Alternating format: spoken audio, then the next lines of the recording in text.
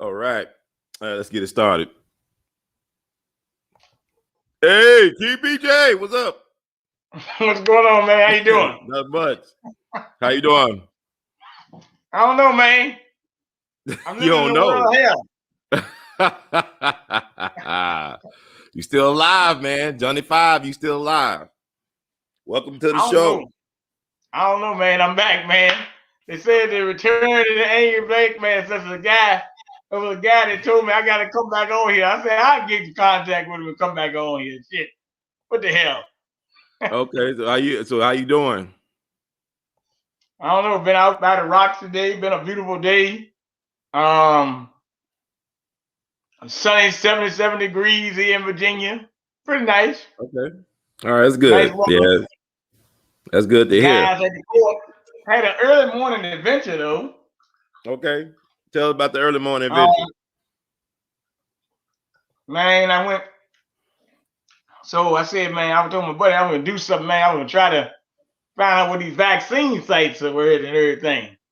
Uh-huh. And I found two of them. One was at the Redskins Training Center, and the other one is at Richmond Raceway, right behind a set of. But the funny thing about the thing that got me was when I rode up in there. And asked me, I got an appointment. I said, no. They said, well, you can sign this form. So I Mm-hmm. tried. I was like, no, I'm not signing that. They're like, what you? They're like, no, you can't do no recording in here. I said, oh, I was trying to scope out the site. They said, no, you Okay. got to go. They got National Guard members out there, police police out there to the T and everything. They had a site out there where people were getting vaccinated. I was trying to get out there and pass all the flyers sooner or later and say, hey, don't take the vaccine. But of course, they might tell you that's medical advice. So Uh-huh. I had some brothers I knew that was there to find a call, and then they had some papers, and they said do not take the vaccine, and they told them they got to get out front of the Walgreens because that's you know, I guess they call that medical advice. No, we're just giving out information. That's your propaganda, this ours. So I don't know. It's weird, man. I mean, a lot of Okay. stuff going on. I guess I don't think it need to be that top secret to take the vaccine, So you but think it they is make what it it a top secret? You think they keep a lot of hidden from the public? It's not transparent. Well, the good thing is when I rode over there, I saw a lot of white people going in there. So that's the good part. But the bad part is it's drive up. You can't walk in. Even when I tried to record from the gas station, the girl asked me, "Are you getting gas?" I said, Uh-huh. "No."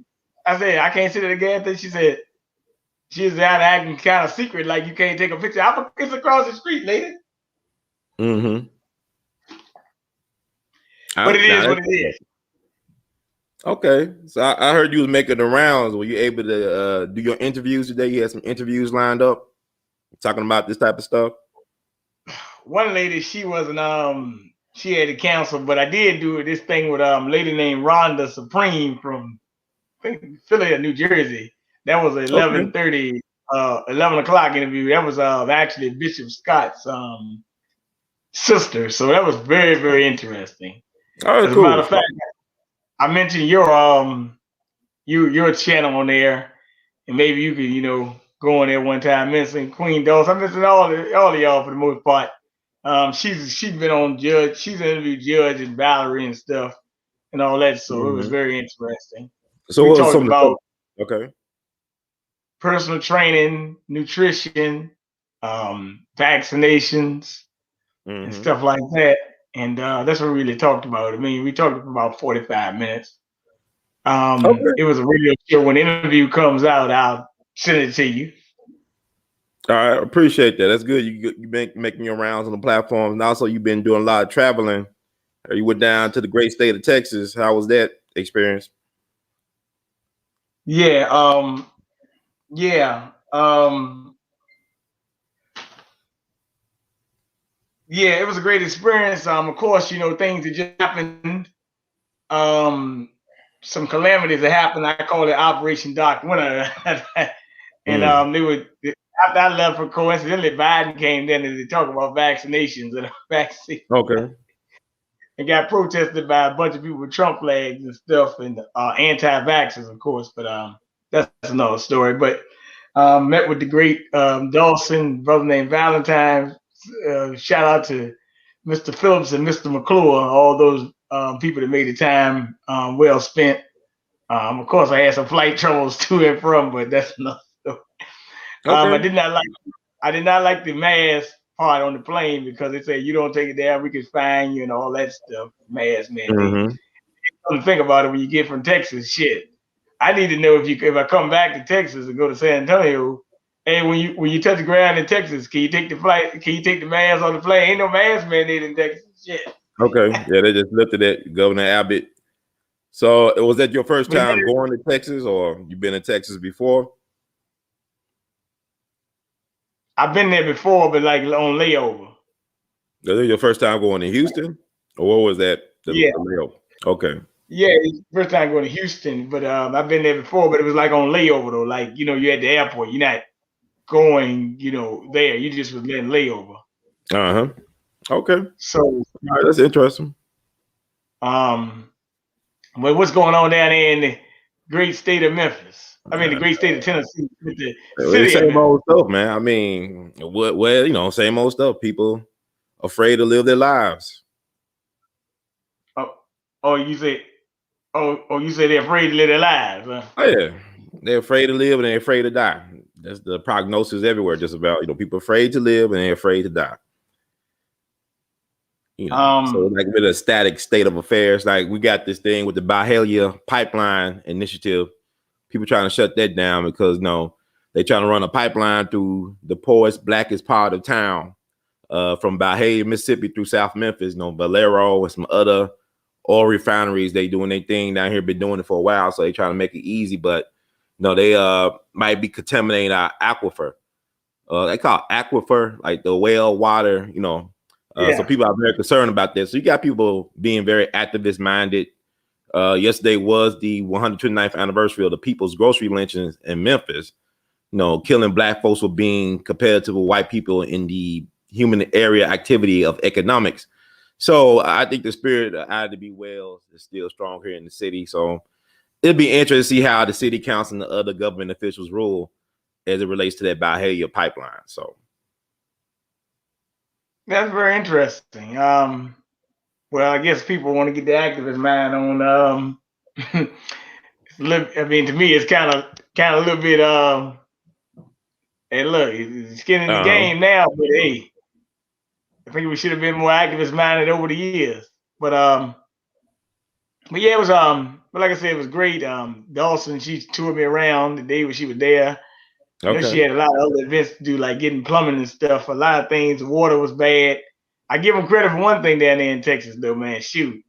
They made sure I ain't had to eat at one store because when I went to the store, the produce was gone. That's what I eat. So that was a little bit hard. Really? Yeah, they ain't take no toilet paper and hand sanitizer. They took the produce and the water, man. Oh well. Yeah. Well, it's interesting. Okay, that's interesting.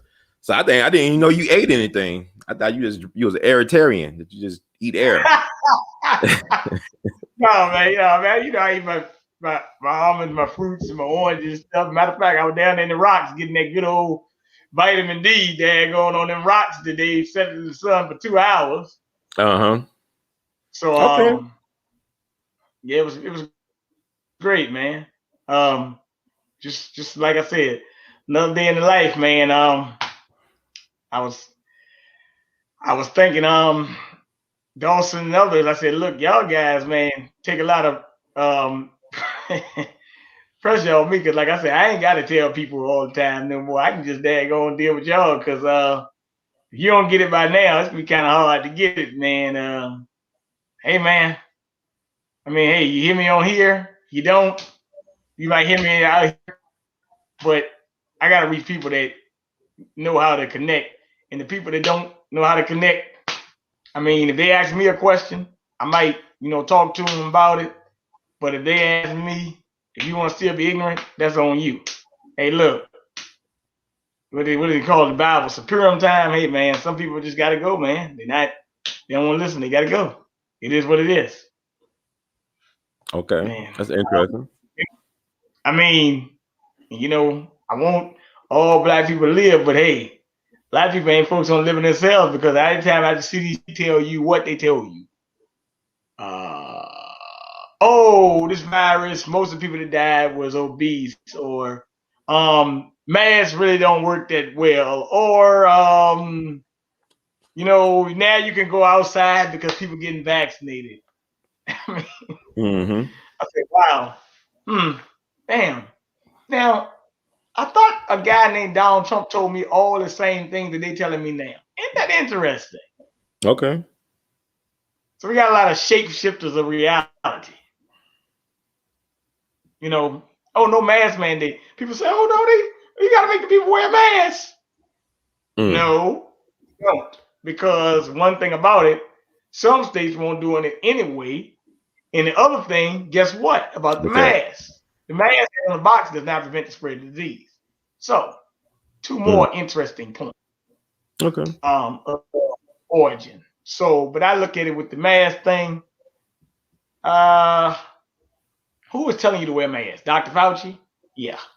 Okay. My point exactly. So, if it's Dr. Fauci telling me to wear a mask, I'll pay it. Hey, look, next Wednesday is St. Patrick's Day, man. We got leprechauns every. Dr. Fauci is a good leprechaun, you know. Okay. Yeah, he looks like a leprechaun to me. So, you know, I don't know. Then, oh, matter of fact, a lady just texted me. She's saying, "Did you see the interview with Michelle Obama and Zaya Wade?" I'll get to that in a minute. But yeah. So anytime we listen to Dr. Fauci and we listen to Dr. Fauci advice, I say, look, man, you want to listen to Dr. Fauci, man, or Dr. Fauci or whatever? That's on you, man. You don't. We're not wasting time listening to that clown, man. Okay. But like I said, man, hey Ron, you have been put in a good 3-hour show last night about Biggie and stuff. I got to get to that too. But I want to get to this psyop that we saw with Michelle Obama, since the lady had texted me about it. I look at it like this: that was a pitiful display, and it was an insult on every black person's intelligence. I'm glad she got dragged, but it shouldn't have took the 2021 to start exposing these people. I look at it as a manhood thing with Dwayne Wade and then what he done to his son. I look at his child abuses also, to let that little boy parade around like that. But I'm glad people starting to call it out now and see what's going on. The question you got to ask, is it too late? Because I think we're living in the transdemic now. You know, everybody want to transition to be something in that. That's why I'm glad that governors are saying you can only participate in male and female sports. Ain't gonna be no transition into you being able to play another sport. Okay. Oh, that's interesting. I mean, it's an interesting world. Somebody from the chat. Sister Mimi, from someone who is medically trained, viruses can be airborne and masks certainly reduce the factor of contamination. Okay. Well, I mean, hey, it's what it is, but my diet can also reduce contamination too. Well, you know, yeah, go ahead. Go ahead. No, you go ahead. With the Longhorn Steakhouse out there in East Memphis, it's about Germantown, maybe out there on Houston Levee. Memphis folks know what I'm talking about. So I went to Longhorn, waited about 40 minutes to be seated, wait for my mom and my aunt. What's interesting is they require you to wear a mask to go in, but I could sit there for 2 hours plus and eat food with no mask on. Sitting next to people, no social distancing. We sitting next to each other, no problem. You know how people, people be eating and talking, stuff might fly, spit over whatever food. So, I mean, I sit there for 2 hours plus with my aunt and my mom with no mask on, shoulder to shoulder in the booth and whatnot. And I'm still here. But I think, what 2020 has exposed is people's lifestyle habits. Maybe you live in a death style, the things that you consume, like they say, you are what you eat, junk in, junk out, whatever. And also your thoughts, mental stability is important. Mental health is an issue, not just for Black people, but for humanity in general. Taking care of your mental health, your physical, and your spiritual health. But it's interesting. Like 2020 revealed a lot of things to a lot of people, and for the folks that refuse to see, it's going to be a tough 2021. Yeah. Matter of fact, I've been Yeah, I know that today Congress passed the stimulus bill, and people say, "Well, oh, that's great." No, I'm not for that neither because the stimulus bill is nothing but another. To me, it's a psyop because to me, if I look at the whole thing with the stimulus bill, if you look at it in the context, guess what? We only get 9% if you even qualify for that. How much are they getting? That's a good question. That's a brother. He right there. He tried to meet me at the airport, but I had switched So you had flights him and on your stuff. show. You had brother Shaq. You call him Shaq on your show a couple of times. Yeah, Salute he's to a that good brother brother. and his I like salute to that Shaq, brother man. and his journey. Yeah, salute to him and his journey on wellness for himself. Very inspiring story, brother Shaq. Thank you so much for sharing that. Yeah, he's down there at I think the Fort Worth area, I believe. Okay. How Yes, about the they are. Cowboys? Yeah, they are reducing your airflow and stuff like that. But it is what it is. I would say more so in the context of airflow, we are product of this earth, man. So it's only right for us to, eat plants, vegetables, and so on and so forth. So I don't think we need to keep on using all this stuff, man. Like Shaq pointed me out a great point today that they're saying it's a respiratory infection, right? Okay. But they're telling you that you still can smoke cigarettes, you still can eat this, and you still can eat that. Let's talk about some dieting, man. What are you talking about, man? Nobody's ever telling you to think about this. Yeah, you're right, time Q on that one. But I mean, it's just crazy, man, how I'm just looking at the programming and the stuff. Like tonight on it, Face the Nation, I wouldn't watch this if you gave me a chance. They're gonna be talking about Asian American racism. I'm like, oh God. Wow, Asian American, really? Yeah, down here they cutting down a lot of trees too, down on Morley as well. So I don't know. But for all your listeners, and you got always a great audience, some of them even reach out to me. Do not take the vaccine and do not is what we would call don't take any experiment. I mean, there's a wonderful interview I was looking at by, I think it was a lady named Dr. Lee Merritt, and it was on Rumble, and they were talking about how 5G radiation, you're supposed to breathe out carbon dioxide. So when you put on a mask, you actually breathing in your own CO2 and all that. So it's just stuff that we should have learned in school that I guess that, once science goes out the window when you turn to be an adult, I'm not sure how that really works. Very interesting. Depends points of view.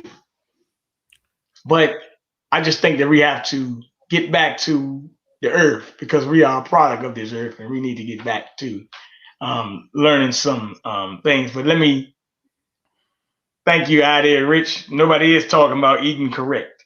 Now let me get to this thing with the somebody said Michael Obama, but I'll say the psyop. See, that was a psyop because they're saying, okay, they're trying to push this transgender epidemic on the people. But it's time for us to push back now. We cannot be pushed over no more and just keep on going along with it. No more getting along to get along. When they talk about Asians, that's why I'm glad Kulik and Dawson been having their shows talking about this Asian stuff. Hey, I don't live near no Asians, man. And if I do, black folks ain't going out beating there. If you out there in San Francisco or New York, a big city, you might get beat up. Hey, black people, we've been shooting and hurting each other all the time at times, right? So now when you get hurt, you want to get all these laws and pass. What are the laws to protect us? Matter of fact, come to think about it, with Asians and blacks, they need to be careful with that because some fact of Asians be beating black women in stores and act very disrespectful in other areas. So I'm not saying they should get beat up, but sometimes it's justified. Hey, Don't try to, it's what we call flip the game and say that, hey, nah, man, show what you do to us. You not with us. Matter of fact, we are by ourselves. If you don't love yourself, you'll let this game go on. I'd be damned if I let them daggone come and say that stuff. They got Jeremy Lin and say, oh, they called me coronavirus on the court. And oh my God, I'm a piece of racist. And like, look, man, we don't need an investigation for this. Hey, Gavin, what's up? So I don't even understand how we got to this point, man. I really don't. I mean, well, I do not understand because we didn't nip it in the bud early. Okay. Now also, I looked at that. I looked at the propaganda they're pushing now. Now everybody's gonna have their social justice thing. Everybody's going to be social justice, mad wokeism, and all this stuff. I mean, BLM is now saying that they've been treated bad by their own community because people are starting to question where their money going. Michael Brown's father saying, like, I need to get paid some money because I what? Because y'all raised off my name. I mean, my son's name and influence. Everybody, they're saying that black people are hurting them by spewing right-wing propaganda. Now, I'm looking at this thing right here from a different standpoint now. You rob these people out of their money, use their name for power and influence for political capital and gain. And now you want us to feel sorry for you. No, we need to be finding out what you did with that money. That's what we need to find out. Well, we know where it's going. Act Blue, LGBTQ, and others. We know where the money's going. But it is what it is. But I'm like, they're going to stop being on shows and stuff. Now, I'm very interested to find out about this George Floyd trial, though, because they may rear their ugly head, but they may not rear their ugly head. We'll see what they do. Because I'm pretty sure this thing is not going to end up like people think it is. And I think it has historical precedent to the O.J. Simpson case as well, almost 30 years ago, as well. This is just the timing, the cities, the way they looted the cities. Those areas can be mass gentrification plots too. So I just have to see how it really goes down. No, not O.J. Simpson, Rodney King case, not O.J. Simpson. It's Rodney King. I know Judge Joe Brown always talks about history comes in 20, 30, 50-year cycle. So this probably is more of a thing for just another, it's a psyop, but we got to watch how they're trying to play this thing because in Kentucky, I just realized last night, shout out to Rhonda Mary for reporting that information out of her show. They're making laws to say that they're going to, if you insult a police officer while protesting, you can't, you're not going to be able to, as what we would say, they would be give you a criminal charge if you're able to protest and not do what you call you insult a police officer. I say insult, like names and all that. That's what I'm talking about. They're going a little bit far. So these politicians stuff about to make laws to protect themselves now. Ain't nobody about protecting the people. It's better to protect themselves while taking away your gun rights. HR 1446 is introduced by Jim Clyburn, who I just don't know why we even give these people the time of day. Where your grandmas and grandpas and daddies and stuff probably do. They give these people the time of day, which they deserve no respect. They deserve to be thrown eggs and tomatoes on for the most part. Sheila Jackson Lee, who's all HR 127. It's another little goodie. Trying to charge people license fees and all that. So, got a lot of things to look forward to. I just say in the next couple months, you can see social justice, wokeness. You might see a mass shooting psyop. You're going to see a lot of stuff that's going on right now. So get ready. I'm not going to say the worst is yet to come, but the people that are prepared, the best can be that they become if you're able to dig through all the fluff and psyops that they're about to pull. See a picture of Malcolm X right here, brother. Well, yeah, I'm trying to let me slow it down for the people. You like jumping all over there. You got a lot of information you covering, but I just want to slow it down because you talking about Michelle Obama at first and D Wade's daughter, Yeah. and then you talked about the Asian thing, talking about racism against Asian from black people. First of all, black folks can't be racist against nobody. We don't run the system. All the people who could be racist are people in power. And that would be the white people. So all white people are racist because they benefit from a system that exploits other people and their resources. So black folks are not in any situation. We don't really have a real Wakanda. You don't have no nation on the planet where black folks are allowed to dominate other cultures or races or ethnic people. You look at what's going on with China going into Africa right now. Well, people don't want to talk about what this picture I have. Cause I just want people to break it down to understand it. Like this goes both ways. Like that is brother Malcolm X, and also that woman next to him is a Japanese American activist named Yuri Kochiyama. She was actually a nurse and also an activist. She was a part of Malcolm X's organization, the Afro-American Unity.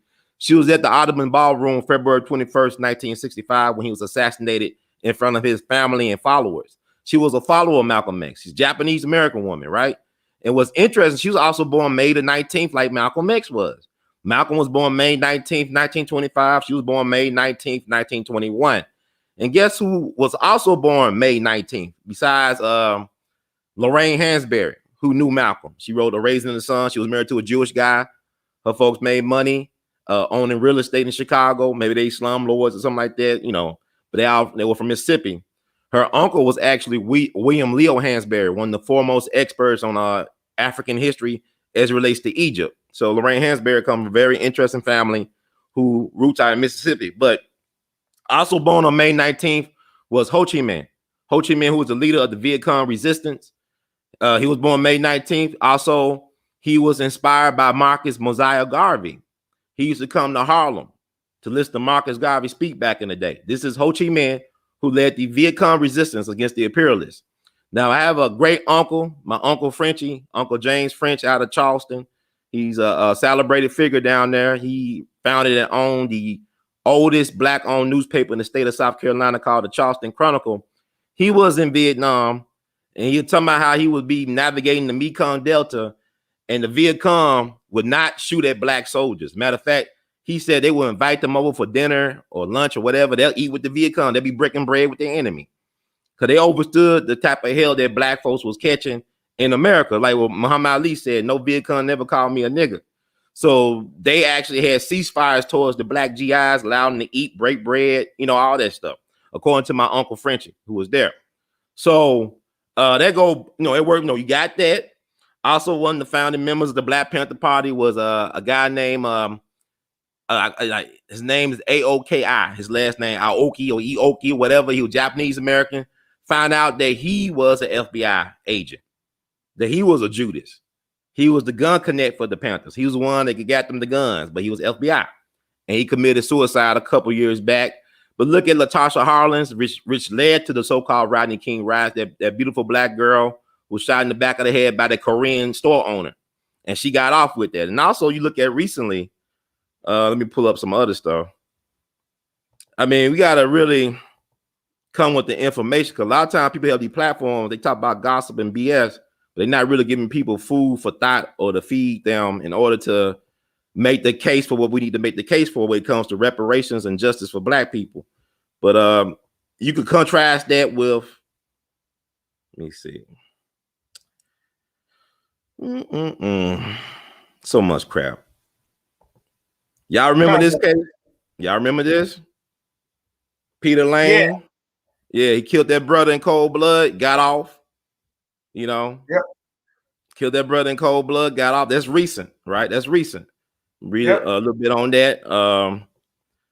NYPD officer Peter Lang avoids prison and shooting death of Aki Gurley. That was somebody's father, somebody's son, taken out here under questionable circumstances. And he was able to get off. And just like, I think what was the guy named? That was a Brooklyn DA at the time. Was it named Ken Thompson, something like that? He passed away from a form of cancer.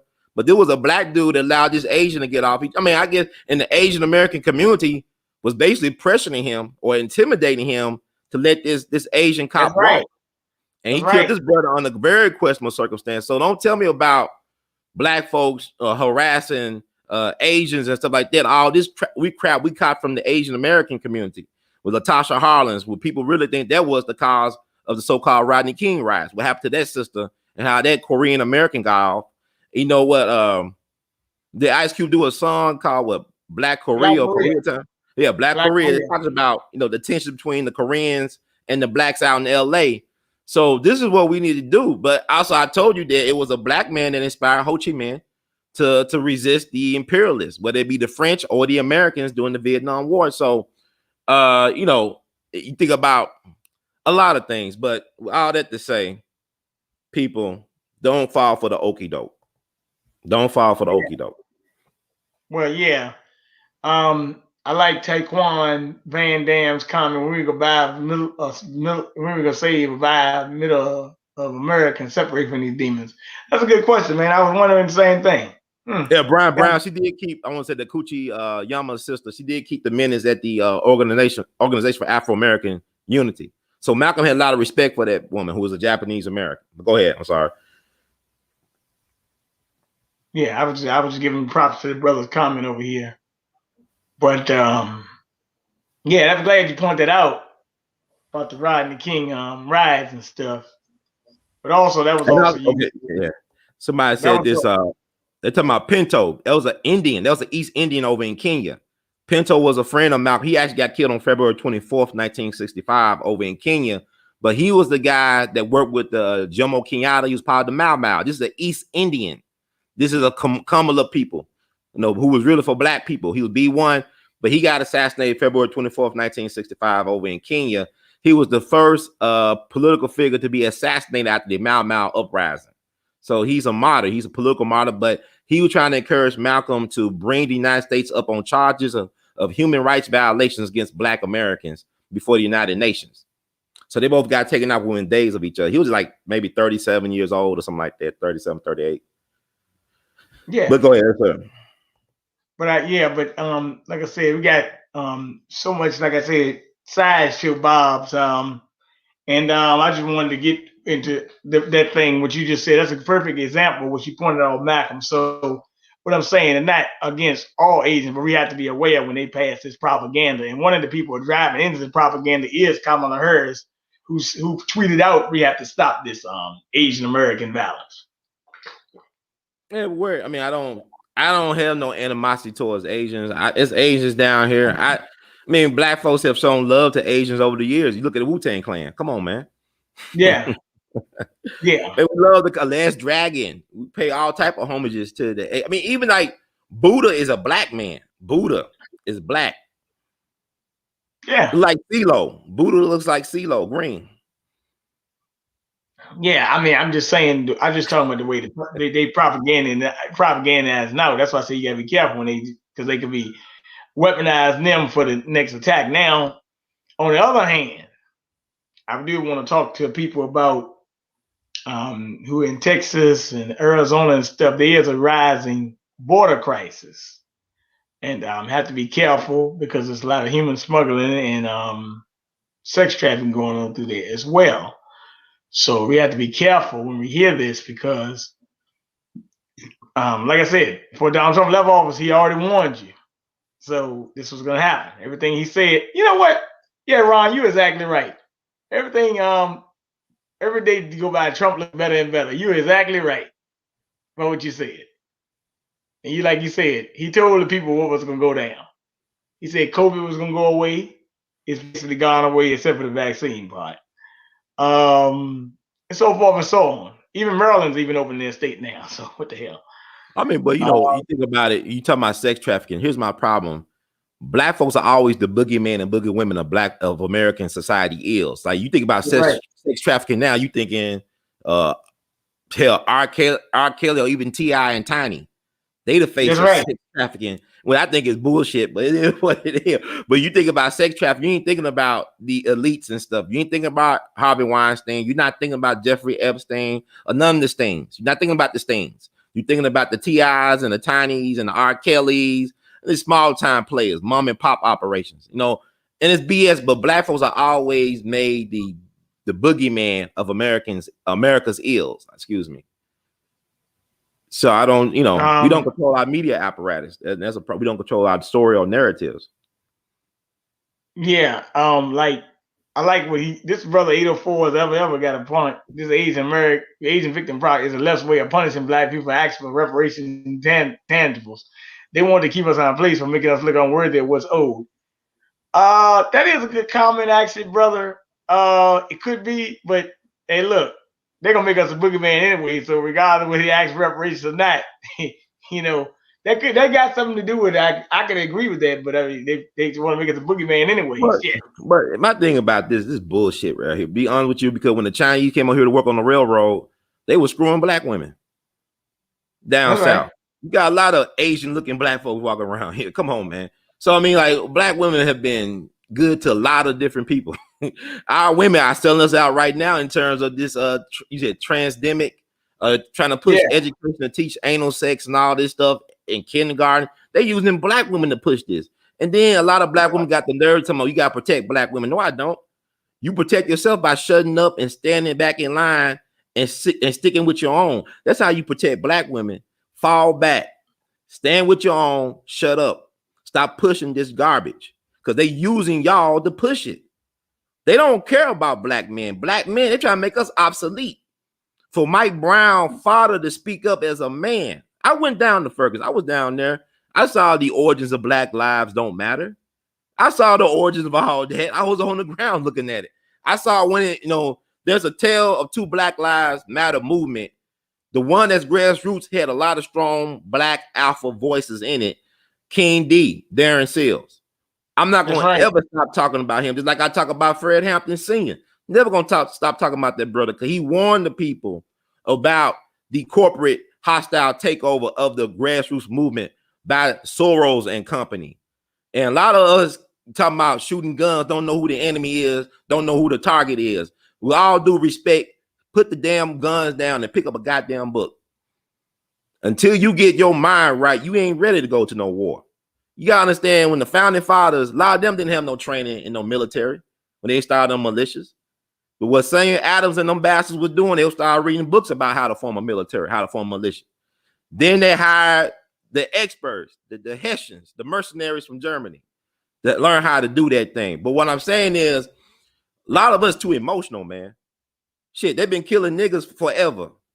I don't expect nothing to come out of this so-called George Floyd situation, but more heartache and grief for folks who allow themselves to be exploited like puppets. Stop going to movies thinking that the movie that was made 30-something years ago is going to be outdone by a movie made in these so-called woke times in cancel culture land. It's not going to happen. We always setting ourselves up for disappointment. I just told y'all 129 years ago yesterday, they killed 3 brothers, not because they were thugs or rapists or murderers, but because they were successful businessmen. Most black people lynched in this country were business or political connected. This is not, my thing is this: why are you expecting something different? A lot of us, we want to hide behind cowardice and confusion. I don't give a damn what you call yourself. You could be purple, you could be aboriginal, you could be chicken gravy. I don't give a damn. If you're not standing up on nothing and fighting for something and willing to put your life on the line for something that means something, I don't really care. You know, your argument falls flat. I don't want to hear all this tough talking and posing and shit and gesturing. It's bullshit. Black folks are not serious right now. Y'all arguing over fucking movie reviews and shit. Niggas can't be taken seriously, man. Hey, look, man. Bullshit. That's why I was glad the other day when I saw the All-Star race was down 40%. So now I know that we still had a few people out there watching, but not many. Hey, look, Meghan Markle got more views than All-Star. But it's a clown show. The Meghan Markle thing, all white folks racist. That's right. White folks are all racist, man. I'm tired of Negroes that call themselves, they understand. If you don't understand that all white folks are racist, then you don't really understand. That's You right. don't understand. It's not about hate. It's a lot of racist white folks that love you Negroes. A lot of y'all don't even love yourselves. So this is not racism, is about privilege, man. White supremacy is not the same as racism. Let me say it again. White supremacy is not the same as a system of racism. Racism is about power. White supremacy is a religious fervor belief. To me, it's a religion. Yeah. It don't have nothing to do with racism. It's not only systemic racism real, but the thing about it is it's about power, man. It's not about I hate you. It's about I want to be in the driver's seat. I want to control the resources. I want everything to be leveraged in my favor. That's what racism is. It has nothing to do with white supremacy. Now, you got some races that are white supremacists. You got some oppressed people that are white supremacists. See, what I'm doing is I'm flipping it. I'm not trying to get in this bag of gloom and doom and bullshit that people be pushing. I'm not trying to race hustle nobody. I'm trying to empower the people, man. But stop falling for the goddamn simple shit, for the low-lying fruit. Stop going for the low-lying fruit. He said, stop going for the low-lying fruit. The low-hanging, low-hanging fruit. Because this is what people so simple, man. Because I can't take us seriously, man. Because we up here talking about, movie reviews and basketball stats and shit. And fantasy football. And the next game coming out. And the next pair of Jordans coming out. I mean, this is bullshit. This ain't going to liberate you. I'm not knocking none of that stuff. But come on, I can't take you seriously, man. I cannot take these folks seriously. You want to talk about some gunplay, don't even know who the enemy is. Can't even shoot straight. Can't even critical think, man. You talking about some gunplay. You don't even understand military science, man. You let these folks game you up and emotionally rape you. Well, I want to give a shout out to the brother that you're talking about, Darren Seals, right quick, and DeAndre Joshua and those brothers who will say did have the thing to want us, and Mike Brown father did say it what it is. A lot of people are still locked up today from that movement that were part of the grassroots, but the activists. What they say about us then? The fact that you got black folks still locked up from Ferguson stuff from 2014. What do they say about the state of black affairs in this country when you worry about LeBron James or James Harden, who's going to score 30 points tonight? It's a bad commentary on society. It's a bad commentary on black people. Society do what it does. You should never look at society for your moral dictates, man. You should have your own moral compass. Society is amoral. It's been proven every day. Black folks, look, if Cuomo was screwing male prostitutes, he would not have a sex scandal right now. That's right. If you like Gillum or Gup, whatever the black dude down in Florida, Florida avoided a bullet with that shit. They got the right one to run DeSantis, but if he was screwing little boys, he'd be just like the Vatican, untouchable. That's right. If Cuomo was a homo, it'll be a no-go. Yeah, hey, look. That's why Pepe Le Pew getting canceled. Well, Pepe Le Pew was date rapey, though. Woman kept on saying he was very aggressive, but it's not even about Pepe Le Pew. It's about they want to cancel masculinity altogether, man. Yeah. And they started with the brothers, man. I said, so what they gonna cancel next? Johnny Bravo, Peter Pan, who else coming? Yeah. No, they like Peter Pan. That's a lot of confusion. They talking about. I know they said Peter Pan had some insensitive things toward, I guess, Indians or something on that. So I guess they want to cancel that. Well, but go ahead. But I do want to commend you on your efforts as of late for bringing up going movie reviews in your context of Judas and the Black Messiah and coming to America. It should have been called a white devil and the Black Messiah. It's very misleading because he was never a Judas, really. You never believed in him. He was always an infiltrator, but the white devil sent him. Or it should be called Demon in the Black Messiah. It should be called Demon in the Black Messiah or the White Devil in the Black Messiah. Because when they do, they want to put the blame on niggas. Niggas ain't to blame for this. Like Tupac said, niggas been dying for years, so how can they blame us in America's Most Wanted? They've been killing. This a nigga killing machine. That's right. No, crack and coke. Yeah, we blame the crack epidemic is a government experiment. The hood rat is a government experiment. That's why they call it the projects. Is a goddamn project. It's a social experiment. You know, people tell me don't take the vaccine. You already been vaccinated. They got your mind. You a Manchurian candidate in waiting. When you are triggered by social media posting, you are a Manchurian candidate. When folks can't, I can just scroll down my timeline and not be bothered by people's opinions because there's opinions. Because everybody got one like an asshole. So, but people get triggered, man. People be writing these rants and shit, be going back and forth for hours on goddamn social media. I don't have that type of time, bro. What is wrong with people that they get so triggered by folks they never met in life? People you don't even know. You just know them by their avatar, by their little handle online. You can make up a whole bunch of shit online that's not true. All types of narratives, man. Shaq says the attack on Mockingbird social media, man. Huh? Shaq says attack on heterosexual men. It's been going beyond. It's genocide. And look, man, they don't want no man around. Like Mike Brown, the fact that his father that strong, they don't want no black man. They got lesbians. This is like that. We living in the island of Lesbos. It's not Turtle Island. This is Lesbos Island, America. This is Lesbos Island. You know, you got these black women insane. Our greatest black women leaders love black men. Ida B. Wells loved the brothers. That's why when she saw her brother, Thomas Moss, and his business associates got done like that, she was the godmother to his daughter, man. Ida B. Wells loved the brothers, man. Her father was a strong black man and community organizer down in Holly Springs. Ain't no black woman that's a leader of ours going to hate the brothers. But you got these black lesbian matters, they don't love the brothers. I'm talking about the straight, hetero, straight, no chaser brothers. But every great black woman leader we produced love black men. Fannie Lou Hamer loved the brothers. She was married to a black man. She didn't trust no white feminists. And she coming out the goddamn plantation, didn't know she could vote till she was in her 40s. And she know they can't be trust these white liberals, man. So what I'm saying is, our black women are leading us to the gas ovens, man. This is like the Fourth Reich.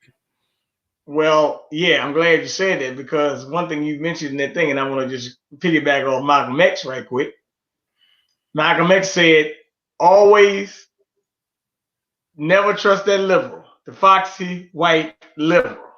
That's what Malcolm X said. He said, the liberal will try to act like your friend, but he's putting a knife in your back. Trust the conservative. He's more honest.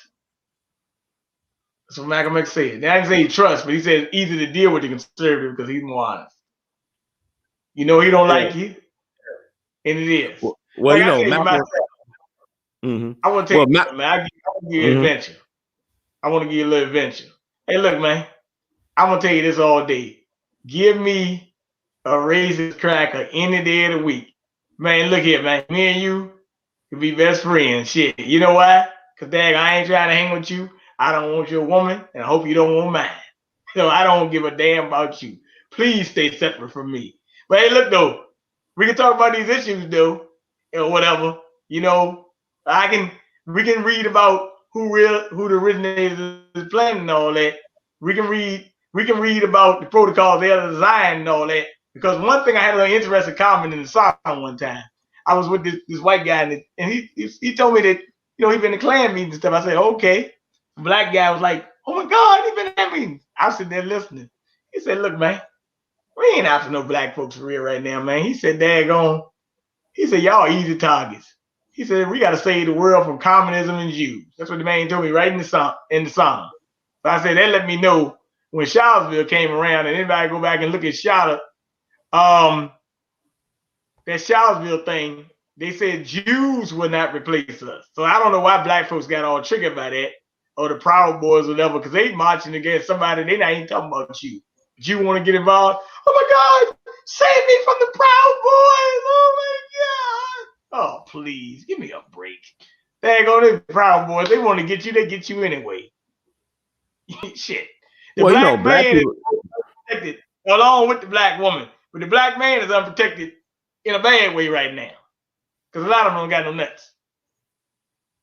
Well, no, a black man nuts was never protected in America. Protect black man balls. You know, they talking about protect black women, protect black men balls. We never had our balls protected in this country. But my thing is, black folks are trained to fight other people's battles. We fight for everybody but our own self-determination and liberation. We've been programmed to be like that. See, the problem with us as black people is that we got the energy and the resources and the power, but we never use the power in our own favor. We always looking for allies, and the brotherhood and the coalition. You never need no coalition when you got me, myself, and I.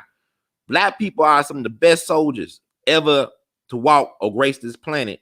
You could not have won the American Revolutionary War or the Civil War without the black soldier. That's documented. You're right about that. You know, so what the thing about it is, it's not the white liberal that's doing this in, it's the black women. Because it's a black woman introducing that bill to teach our kids anal sex up in kindergarten up in New York State. Black women bragging about fixing the election, whatever you want to call it, and getting good old boy Biden, Candyland Biden in there. You know, with his I ain't gonna be disrespectful. I'm gonna leave that alone. But Mrs. Imhoff, whatever, Kamala Harris in the position to be president. But what I'm saying is a lot of things we do is self-inflicted, man. I'm not gonna blame the white man for the stuff we do to ourselves, self-inflicted wise. We refuse to learn the lessons from the ancestors. We keep on repeating the same mistakes over and over again. So I don't understand, what use to have a gun if you don't know who the enemy is. Who are you protecting yourself from? You can't protect your kid from being forced to drink pee by the damn classmates. If you can't protect your kid's mind from a miseducation system, what's the point of having weapons when you don't understand the greatest weapon is your mind, your imagination, and the greatest threat you pose is the will to impose your imagination and manifest it and make it real on this white racist society. You cannot. I don't understand. What are we waiting for, man? It's never gonna get better until we do better. We repeating the same mistakes, man. We always looking for some Bishop T.D. Jakes, somebody, a leader to lead us, man. We had Malcolm, we had Martin, we had Megan, we had Elijah, we had Noble, we had Marcus. How many leaders do you need? Booker, get up, get out, and get something. Yeah, you're right about what you're saying, brother. It's just yeah, black women are the modern day butt breakers. I mean, ain't no way else to say it. It's a sister that said it. Yeah, I was about to, and that's why I was reading that comment. As a matter of fact, come shout out to Dr. Randy Short and the other brothers who doing that movie called Butt Breaking as well. Mm-hmm. Coming out in, I think, next month. I think April 30th, somewhere around there. I'm looking forward to watching it. But you see it in the real time now. Why you need to look at a documentary when they buck breaking us every day before your eyes? I'm just watching to support them. I got you. But yeah, I understand what you're saying. Buck breaking is also when you see the side. Now, I do want to say one thing though about the thing, and I'm not even wasting my time on this about that Oprah bullcrap psyop. When I didn't look at it, but when I heard the story, I said, "What is everybody getting so hype about?" And I'm sitting there thinking to myself, So we got a woman that if I walked down the street and I saw her from a distance and I didn't see her, I was sure she's a white woman, but then say she's black. Like Judge Brown was talking to me the other day. Who gives a fuck? Daggone about your title and what happened to you and all that. You still married. Give it a break. If you're not in the royal family, who cares, man? Shit. Why is this? And why you got Oprah doing the narrative? Oprah one time said that she won't talk about race no more. Now she always talk about it. So just another feminist hit piece, man. How do we even get to talk about Britain, man? Yeah, just another mulatto, just another mulatto little thing. I guess, Joe Biden said it best in the town hall about 3 weeks ago, that we spend a lot of money on interracial commercial and advertising. That's what he said. He said it right up on the town hall a couple weeks ago. Mm-hmm. on the same town hall when he told black people, y'all don't know how to use the internet to sign up for vaccine. I said, you can't make this stuff up, man. But that's right, Mimi Israel. Fuck Megan and her Nazi blackface hubby. That's right. I'm so glad you said that, because that's how we should have been looking at it. I don't feel sorry for you, and I do not feel sorry for bed wenches. But thank you to this sister out there that actually said that, hey, we got, what you call it, Ron? Women are buck breakers. Yeah. I'm glad a woman is saying it. So I'm glad. That's pretty good. Now, as far as other things, like I said, I've been going around and I've been just watching the mind of the people, and I've been trying to see. We gotta talk about black pastors right quick, because I gotta see who is out here pushing this vaccine. So I know TD Jakes is, and I know other pastors out here doing it. Kareem Abdul-Jabbar, others. Anybody that's writing, that's saying it, you need to write them down. Well, I'll say about the pastors. Look, I'm from Memphis, man. We produce our fair share of pimps, preachers, and lawyers, man. Sometimes all three at one time. Pimps, preachers, and lawyers. And the thing about it, it comes down to the women. The women give these folks the power to speak their BS. It's like a pimp. His bottom bitch, his women give him the power and the luxury to have the platform to do what he's going to do. So really, it's ladies' choice. You know what I'm saying? Because like Baba Dick Gregory used to say, two of the strongest forces in American history has been the black woman and the black church. And you can't have the black church without the support of the black women. So it really comes down to women who are the first teachers and nurturer of the child. So somebody asks, what is the real problem with the mindset of the people you are talking about, and start before slavery, please? Well, our problem is the people, we think the solution lies outside our own understanding, that the solution comes from the outside. It's like how we are the biggest consumers, also the biggest losers at the same time. It's like when you look at commercials, they make commercials to make you feel inadequate. That's how they sell stuff to you. And who's the most inadequate feeling people in this system? It got to be us, because we're the largest consumers of everything. So, I mean, we got to stop. I remember when I was in Ferguson at Mike Brown funeral, I saw Bishop T.D. Jakes walking in like he had more security than the goddamn president.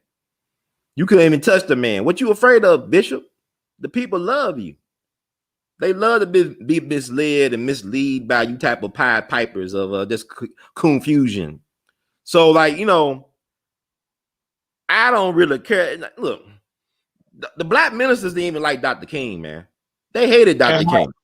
So, I mean, why worry about these ministers, man? I don't really give a damn about these ministers, man, because they never was the leaders, man. It's up to the people to figure out, you know what, we don't need these talking heads to speak for us. It's like, I love Minister Farrakhan and all that stuff, but damn, he's 90 years old almost. Y'all gotta wait for Farrakhan to get permission to move a certain way. You're not even a Muslim. You don't even eat bean pies. You don't even read the final call, but you gotta wait on Farrakhan to tell you when it's safe to say no or to fight back. This is where we at as a people. I look at it like, hey, even if you got the leader, you still gotta move out on the action. I do agree with that. Now with the thing with, what's the guy name? Not Gates. I shouldn't say Gates. Yeah, you know what? He is like Bill Gates because he pushing the damn vaccine. Yeah, TD Jakes is like Bill Gates. Right. But we got what's his name? Cleflo Dollar. And when I went to Joel Osteen Church with Dawson, man, I said, this is a big church, man. I mean, dang, it's a big church I've ever seen. It, I think it used to be the Houston Rockets Arena or something. Yeah, it was. When Houston Rockets play. Yeah. I'm like, man, got churches big and they got different sections for everybody to goddamn come in. This is the biggest church I ever seen, man. I couldn't believe this thing, man. I said, dang, Joel Osteen pimping is not easy, goddamn it. Oh, it's not easy. Man, but religions are not meant to free nobody, meant to enslave. Religions are meant to enslave you to a certain doctrine, man. It's not meant for liberation.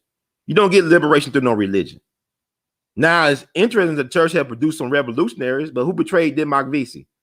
Black church people. That's right. Nat Turner was a preacher. Bishop Henry McNeil Turner was a preacher, but he said, black man, hey, your God is black. And your God believed in self-defense. Dickens for defense, But anytime you try to use religion to start a revolution, you held back by the religious institutions and the leadership of said institution. Like when Malcolm wanted to do guerrilla warfare with the LAPD after they killed Ronald Stokes over there in the temple up in LA, Allah said, "No, brother Malcolm, please, no, brother. Let Allah handle that, brother Malcolm. You will mess up the case, no, brother Malcolm. Let Allah handle that, brother Malcolm." See, when he want, I mean, religion is a way to hold people back, man. I'm be honest, I'm not judging people religion, but I never. Where are the warriors? But the sad thing about it is the irony. More people die for religion probably than anything else in the world. With the Christian crusades and everything else, yeah. Yeah, all that stuff. Not just the Christian, I mean Muslims, look at Darfur, all this stuff. The slave trade. You talking about the Jews? What about the Arabs, the Muslims? How can a black man be a Muslim, not acknowledge the contradictions, man? Okay. Well, yeah. I don't care. Look, these brothers from the nation, they be trying to get, I know you brother around. I'm not interested in joining no organization with a lot of Negroes confused. All Negroes are confused. Because the institution you need to be worried about is your body. Your body is your temple. Your God is inside of you. You don't need no man to tell you how to be a God. That should be intuitive. That should be instinctive. You know a God by the fruit that he or she produces. Yeah. You're right about that though. You are a God, you know, by the fruit you produce. And that's why I said I use the word God, one with strength and power, and our power is great. We just don't realize our potential. Some of us don't. That's how I look most of us never will, because we refuse to get out this comfort zone, which is really hell on earth for black people. We are comfortable roasting in the white man's hell. No, it's the black man's hell, but the white man's heaven. Thank you, Brother Shaq, for the donation. We love you madly, Brother Shaq. Thank you, man. Yeah, because I'm in transition mode right now. I'm in between stuff. But my thing is this. Not in between no butt cheeks and others. In between life happens. It's funny when you turn 40, things kind of like, what the hell? Like, you know, oh, this is what 40 feels like. I don't give a damn what nobody say. But it's a blessing to be around. But what I'm saying is like, we had all the best leaders you can have as a race. We wasted them all. We had some of the greatest religious leaders, some of the greatest moral leaders, revolutionaries that you can ask for. So what is now left to do? Stop it with the bullshit. You either going to accept this bullshit system or you're going to start something else. But really at this time, we shouldn't be complaining about nothing. We should all be working on stuff. Working with the folks you can work with to solve a solution. Not, bitching and moaning about white folks not accepting you. They don't want to live next door to you. They don't want to work with you. Who gives a damn? Why are y'all so concerned about white folks? Every time I talk to black people about liberation, number one question, what do you think the white folks think? I don't give a damn. They don't think about you now. So why do they care about you trying to do something for yourself? They don't give a damn about you now. And then it's not even personal. You know, a lot of these white people hate themselves, man. It's not even about you. There's a lot of racist folks that don't hate you. They hate themselves. That's right. It's not even about hating you. It's about, I hate myself. I hate that I'm white. I hate that my penis is small. I hate all this shit. I hate it. But, it's not about you. A lot of times we think it's about us. I hate that I have a recessive gene. Huh? And I hate that I have a recessive gene. Right. But it's not, because they know they ain't superior. Most racists know they ain't superior, man. They know they not supreme. We confuse racists with white supremacists. All races are not white supremacists, man. Well, hey, look. They got mixed grandbabies like Meghan Markle kids. Meghan Markle, I don't feel sorry for that trip because I know women like her, black women, they want, after George Floyd, some bullshit like that happens, they want to get on social media, clocking up my timeline to I know that my son's father's white, but I'm concerned about him because he still look like a nigga. So he can't even pass. See, that's why I know your husband is racist. Even though he fucking you and eating you out and y'all reproducing kids, he still don't want to get rid of a system that denies his son the same privilege that he has as a so-called white man. That's right. Don't tell me about no good white people bullshit. Yeah, let me say something that I was about to mention. I'm glad this sister brought it up. The Kendrick Johnson case Yeah. is being reopened after this time. Ain't nothing to be going to be different. Yeah, that was a tragic case that happened in 2013 when the brothers rode in the Met and Obama's FBI and DOJ did nothing about it. I don't know why they're bringing it up after all this time. I guess it's a distraction. Well, I interviewed his parents back in the day. Not long. I interviewed his parents and his lawyer for his family. And it's a sad case, man, because he was murdered. And my understanding, the people that are the lead suspects are sons of the FBI agent. The same FBI that killed Dr. King, Malcolm X, and Fred Hampton Sr. There's no justice, black folks, just us. Y'all keep on begging the white folks. Y'all want another Just Mercy picture with Michael B. Jordan in the lead? I don't understand.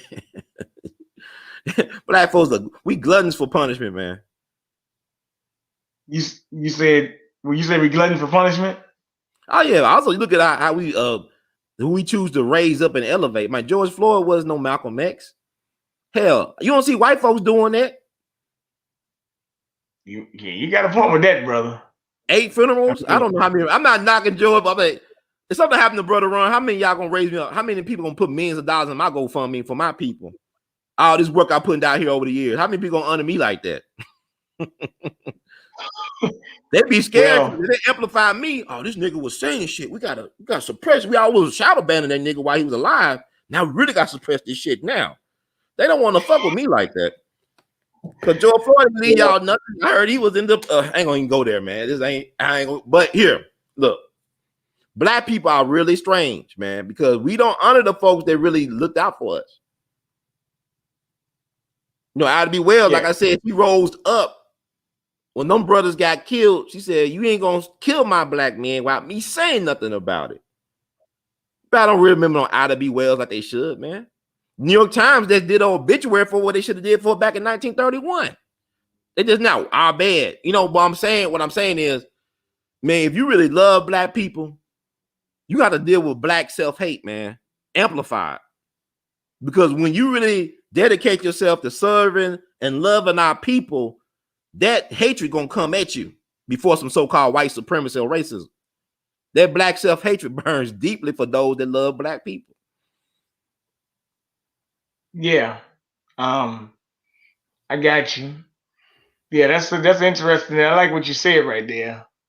But yeah, he said, can you explain the mindset of people you are talking about? I need to know what people you're talking about. Read the chat. Read the responses in the chat. I don't have to explain nothing. Look, Dr. Dick Gregory said, my ignorance, I mean, my truth does not need to be, my truth does not need to be validated by your ignorance. Because what I may be saying, what I may be saying or might be saying or is saying may not be for you. That's why you don't get it. But the folks who can't receive it, it's for them. I'm not interested in being, I'm so used to being alone, man. I'm used to it. I'm used to standing by myself, man. I'm used to standing up and standing out. I've been training for this for years. So I'm not interested in holding hands and singing Kumbaya right now. It's time to get serious, man. Yeah, let me say that to you. And let me say something to you, because I want to give a shout out to the good brother Shaq for sending us donations. Shaq, he gives me a call all the time, see how things are going on. You know, he uses sets in the background, but he said he always listen observing. You know, we had a good you know, that time when we was on the show. He was on the show when we were talking about Jesse Jackson and all that day. Well, you know, Jesse's not he didn't kill Dr. King, man. Yeah, Jesse didn't do it, man. Dr. King, I already knew he was gonna be dead, man. I did my research. Dr. King knew he was a dead man walking for several years. He thought he was gonna be assassinated during the Poor People campaign, but the government did not want him to come to DC because they would have been the people he was bringing to DC, he would not been able to control. You gotta remember the March on Washington was an organized Kennedy administration endorsed sponsored event. They had DC as a sundown town when they went down. They had to be out of DC by a certain time. The Kennedy administration controlled that march for jobs and freedom. It was not a revolution. It was a parade. You understand? It was not a protest. It was a parade. sponsored by the government. So like when he was coming back to we want our check that bounced. He was coming back to get that bounce check corrected. And the government said, we already overexpanded Vietnam. We cannot let him go to DC. Like Judge O'Brien said, he wasn't. Nah, that's why they killed Dr. King, because you had young people listening to Dr. King. He talked about Kwame Ture. Kwame Ture had a lot of respect for Dr. King. He used to go down to Ebenezer to listen to Dr. King do his sermons on Sunday. You know, Dr. King would love to get the input from young people like Kwame Ture, you know, once known as Stokely, to get their input about what he's saying. So that's why they killed him in Memphis, man. Because they didn't want him to go to DC, but Dr. King knew he was a marked man. As like maybe 1966, like I said, I recorded Reverend Albert Sampson, who was the housing director for the SCLC, Dr. King's organization, Southern Christian Leadership Conference. He told us that Dr. King called a meeting in 66 and was told, he called a meeting of his top lieutenants in 1966 and was told that an FBI agent told him that he would be assassinated by the government. Jesse Jackson was not the mastermind behind Dr. King being assassinated. You know, Jesse Jackson was 26 years old when Dr. King got killed. But, you know, Jesse, I talked to people that knew Jesse, that worked with Jesse and stuff like that when he was a young man. They would say, you know, Jesse was an opportunist, man.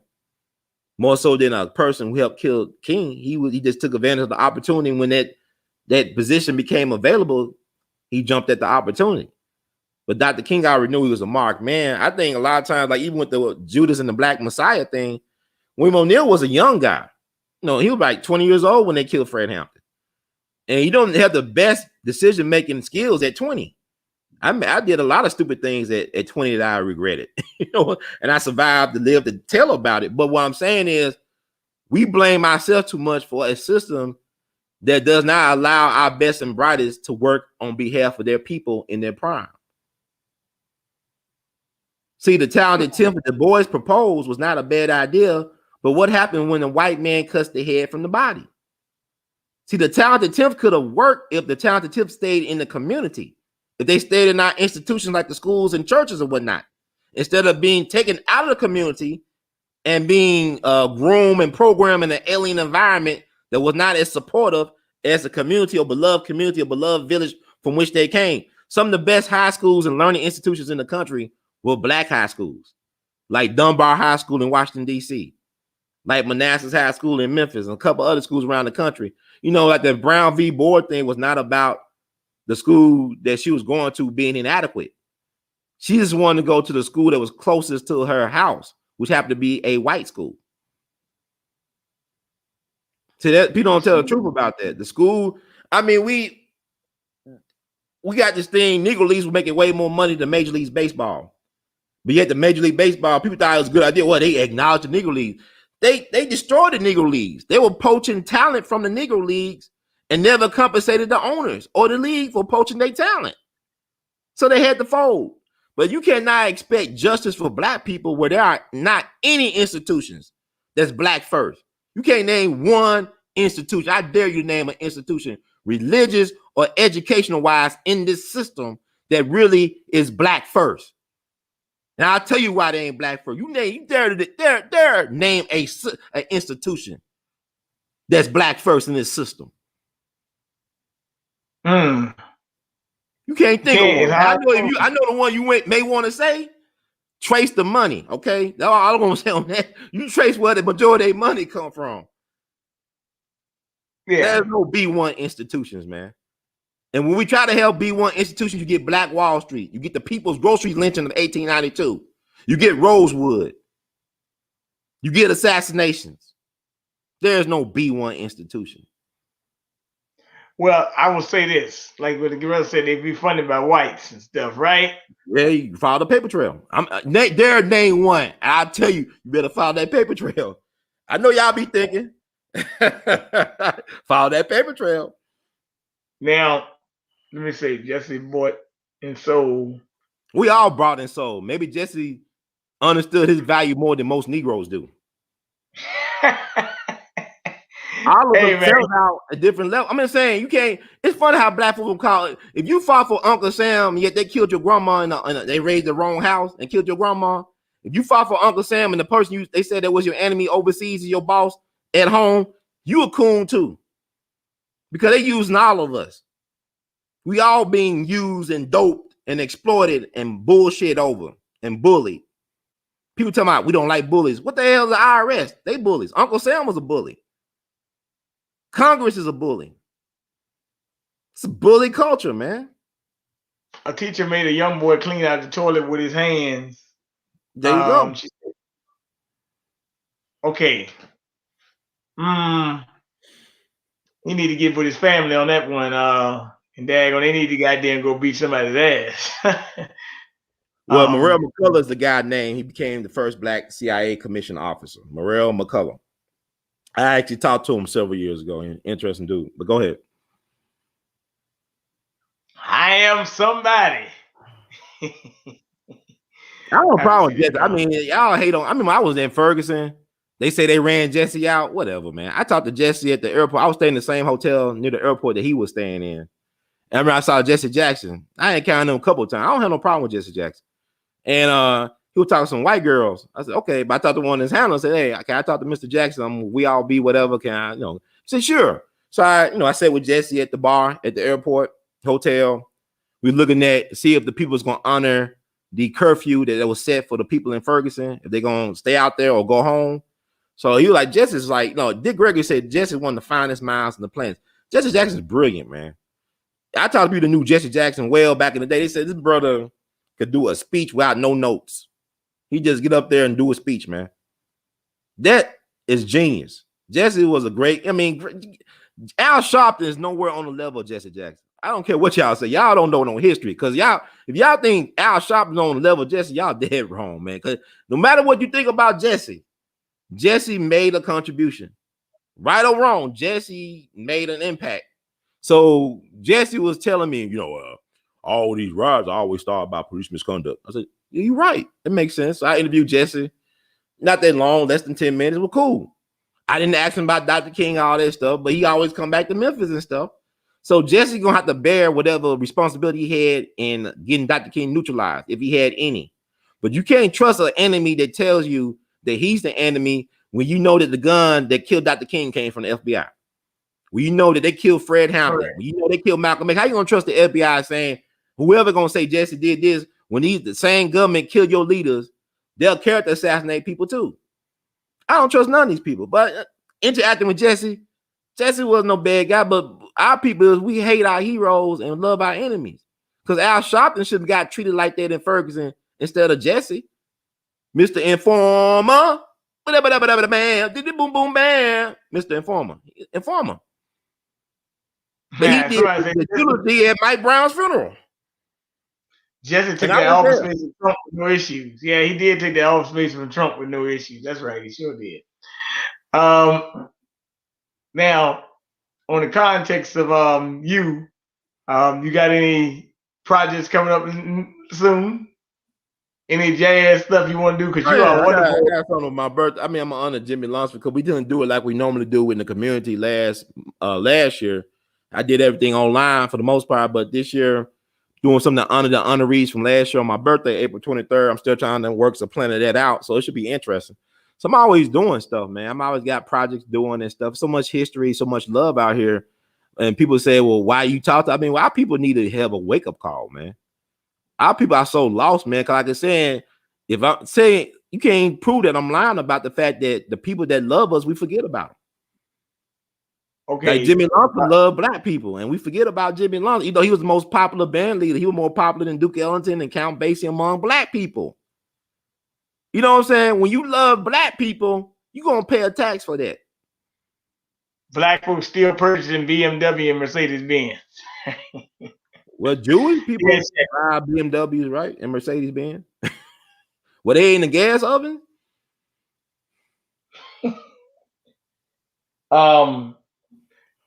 Let me see something. I want to bring something to you because I got to give you props for last night. Mm-hmm. With the Biggie thing, and I'm glad you brought the history of Biggie Smalls. And me and Shaq did talk every year. They do want to talk about, how did he get killed or how did he die or, this person, that person. Look, Yeah. That was FBI too, man. Shit. They want him dead. They wanted him out. Elements of LAPD too. You gotta look at the Rampart scandal. You understand? Like when Biggie got killed, people forget days later, Kevin Gaines, LAPD officer, black guy, got killed by an undercover white police officer in a so-called road rage incident. Kevin Gaines was dating Suge Knight's wife at the time. And that blew up the whole Rampart thing. Because you talking about OJ, some of the detectives involved in the OJ case, they were setting people up, framing people, setting people up. So all this is LA Confidential. I always tell people being judged, I always tell them how, people should watch LA Confidential to understand the corruptness of LA. Think about Nipsey Hussle, man, which happened on March 31st, 2019. He got killed over in South LA, was in Watts or whatever, but Biggie got killed at the intersection of Fairfax and Wilshire Boulevard, which is not the hood. So, like Biggie said, got killed on Flamingo Boulevard. Yeah, he got killed on the Vegas Strip. He got killed, a bit out of a Tyson fight, man. Yeah. I've seen the Flamingo Boulevard. I've seen it. Yeah, but the FBI was there. It's like the FBI was there the night that Biggie got killed. So the government, what was about Billie Holiday, right? All this stuff about Billie Holiday. Now people say, damn, they was just trying to destroy this woman because she was singing this song, and they used the goddamn feds to set them up on drug charges. See, you had that before the so-called hip-hop police. They was attacking jazz musicians before they were attacking rappers and stuff like that. So you got actually hip-hop police and all this, the people that go around tracking rappers and setting them up and all this stuff. You got a lot of agent provocateurs. Look at Tekashi 6ix9ine. He destroyed his whole crew, and he's out there still doing his thing, making money. And to me, that's an agent provocateur. You want to talk about Judas? He shouldn't be free right now. He out here trying to get people killed and stuff. As an agent provocateur. Why is he free? Then you still got Mumi Abu-Jamal in prison in Pennsylvania saying that he killed a cop, but the gun he owned was not the same gun that was used to kill the cop. And even Meek Mill had to speak on that. But he said, what can we do about it? Right. It's like H. Rap Brown. Because you think about, okay, Biggie, like H. Rap Brown, right? Like Fred Hampton. H. Rap Brown is in prison right now. And the dude that actually killed the sheriff deputy confessed to that years ago. Well, why is H. Rap Brown still in prison? That's a good question. Well, because they punished him for what he did in the 60s for standing up for black people. And he was black male, alpha male energy. They don't want no black man with some balls who can speak his mind and lead his people to be around for a long time to do that. That's why they killed Fred Hampton. Fred Hampton would have been a rapper today. See, they turned out our revolutionaries to rappers. And they got them confused. It's like you look at Nipsey Hussle. He had the Masonic energy. He had that charisma. He had the wordplay, but he got caught up in the gang life and he became a rapper. And eventually that stuff catch up with you. But I won't be surprised years later when they say, oh, yeah, it was some government interference in the killing of Nipsey. He supposed to meet with the LAPD the next day, the top brass. What he doing with the police? Well, I'm going to say this. I mean, when I look at with Nipsey, the thing, who was the lawyer of that case? Chris Darden? That's his name, right? He been representing the guy that killed him. And he stepped back from it. And they ran him out. They ran him off the scene. Or he said, you want to represent the guy. Yeah. So that was an interesting thing. So they made sure you want to represent that guy. Well, everybody, I think everybody should have, fair representation. This whole Nipsey thing was weird anyway. But I'm saying, like, see, the reason why they could do this to us is because we really don't have no leadership. We have no protocol, no agenda when it comes to black people. Like I said last night, when white folks would kill or lynch foreigners, the government had to pay restitution and reparations to their country, the victim's country of origin. Like if they want to lynch some Chinese people, they had to pay restitution and reparations to China. If they kill some Italians, they had to pay reparations or restitution to Italy. When they kill black people, there is no entity that has our back. And that what made Malcolm dangerous. He was trying to get us some backup in Africa. That what made him dangerous. So when you do something to black folks in Alabama and Mississippi, you got to answer to black folks in Africa, to governments in Africa, because Africa getting its independence at this time. See, like, you look at Gaddafi, right?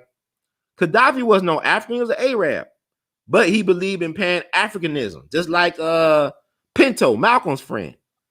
When Gaddafi was trying to unify Africa through currency and stuff like that, he had to go because he was a CIA asset. The CIA only kill people they control. This is what they do. That's right.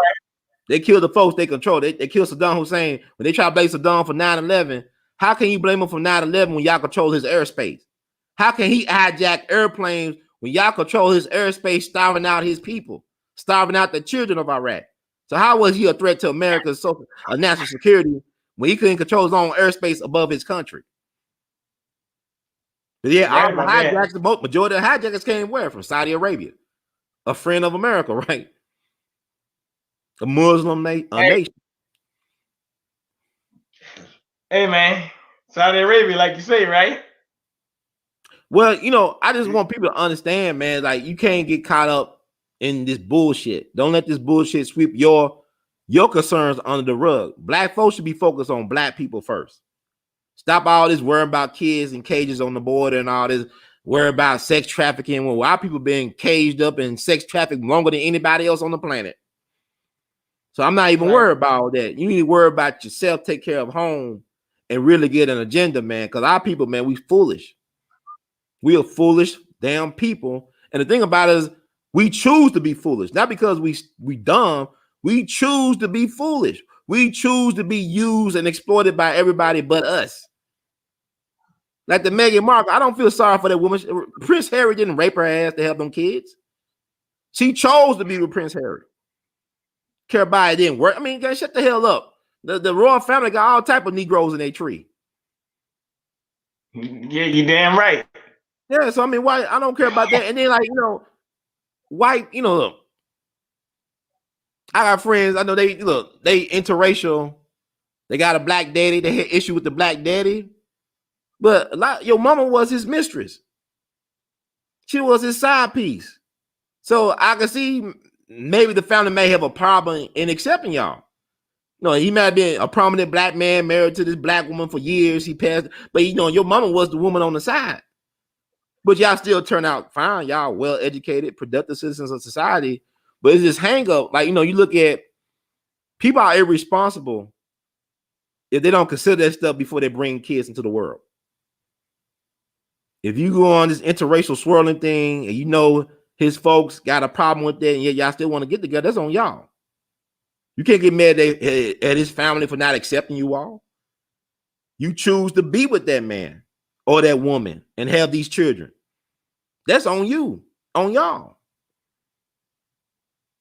That's right. Because why are you trying to force white folks to change? Look, now I see how white folks feel now back in the 50s and 60s. You want to force these Negroes on us? Like they're trying to force this trans stuff on us. I see how they feel about it. Why you want to be around folks that don't love you? You're right about that. What kind of weird person want to be around? Why would you trust a restaurant that won't serve you? You trust them to fix your food correctly? Like, why won't I be in a place where they serve my food? They probably spitting my food, putting shit and everything in my food. Bon appetit. Oh, I get to sit next to white people, eat my hamburger. Whoopie-doo-bah-doopity-day. Oh, boy, my, what a wonderful day. Oh, happy meal. Happy. This is weird shit. Black folks weird as hell. Leave these white folks alone. Stop, man. White folks told you they were sick. Whites only. We sick. Stay away from us, black people. We're crazy. Oh, we want to love our enemy. We don't love ourselves, but we love y'all. We love y'all to death. Yes, we do. Black folks sick. Well, white folks know they sick, but black folks don't know they sick. Spirit of justice, generational bed winching. Yes, we do have some generational bed winches. I do agree with that. The black women, man, it's on the sisters, man. It's not even about black women bashing. I acknowledge that women are powerful. Yeah. They are. So, I mean, so y'all want to, but they using y'all as Trojan horses to destroy the black people. Wake up, black woman. Wake the fuck up. Well, as I always say, Ron, you always bringing their historic perspective, man. Man, you be breaking this stuff down, man. You a treasure to the world, brother. You know, you a treasure to the Well, world. we'll see. Well, we hope so. Well, I want some Whoppers then. Pay me in Whoppers. Now I don't care for Whoppers, man. Whoppers, Burger King kind of nasty. I don't know. I mean, I like it. 58 years old, never slept with a white woman. That's good. Proud of you, brother. Who said that? Oh, let's put this up. Let's give this brother some kudos. You're a good brother.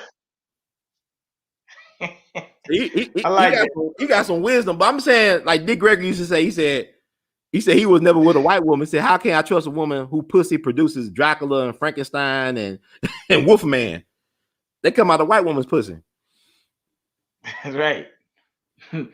But yeah, you, like I said, you a treasure. You and all of you, and then Dawson, them, they have they got this organization called Black Gold Nation. I bought a tea from the Black store in Texas. Yeah, so yeah, she great. You need to get her on your show, man. She brings stuff from a nurse perspective. Who Dawson? Yeah, Nurse Dawson. You gotta get her on your show, man. Facebook friend request. She's scared of me. Nah, no, she ain't scared of you, man. I mean, I have this effect on women. I don't know. I like Pepe Le Pew. Oh, the call is woman. No. Look here, man. Like I said, man. I was talking to Shaq. I was talking to Shaq, man.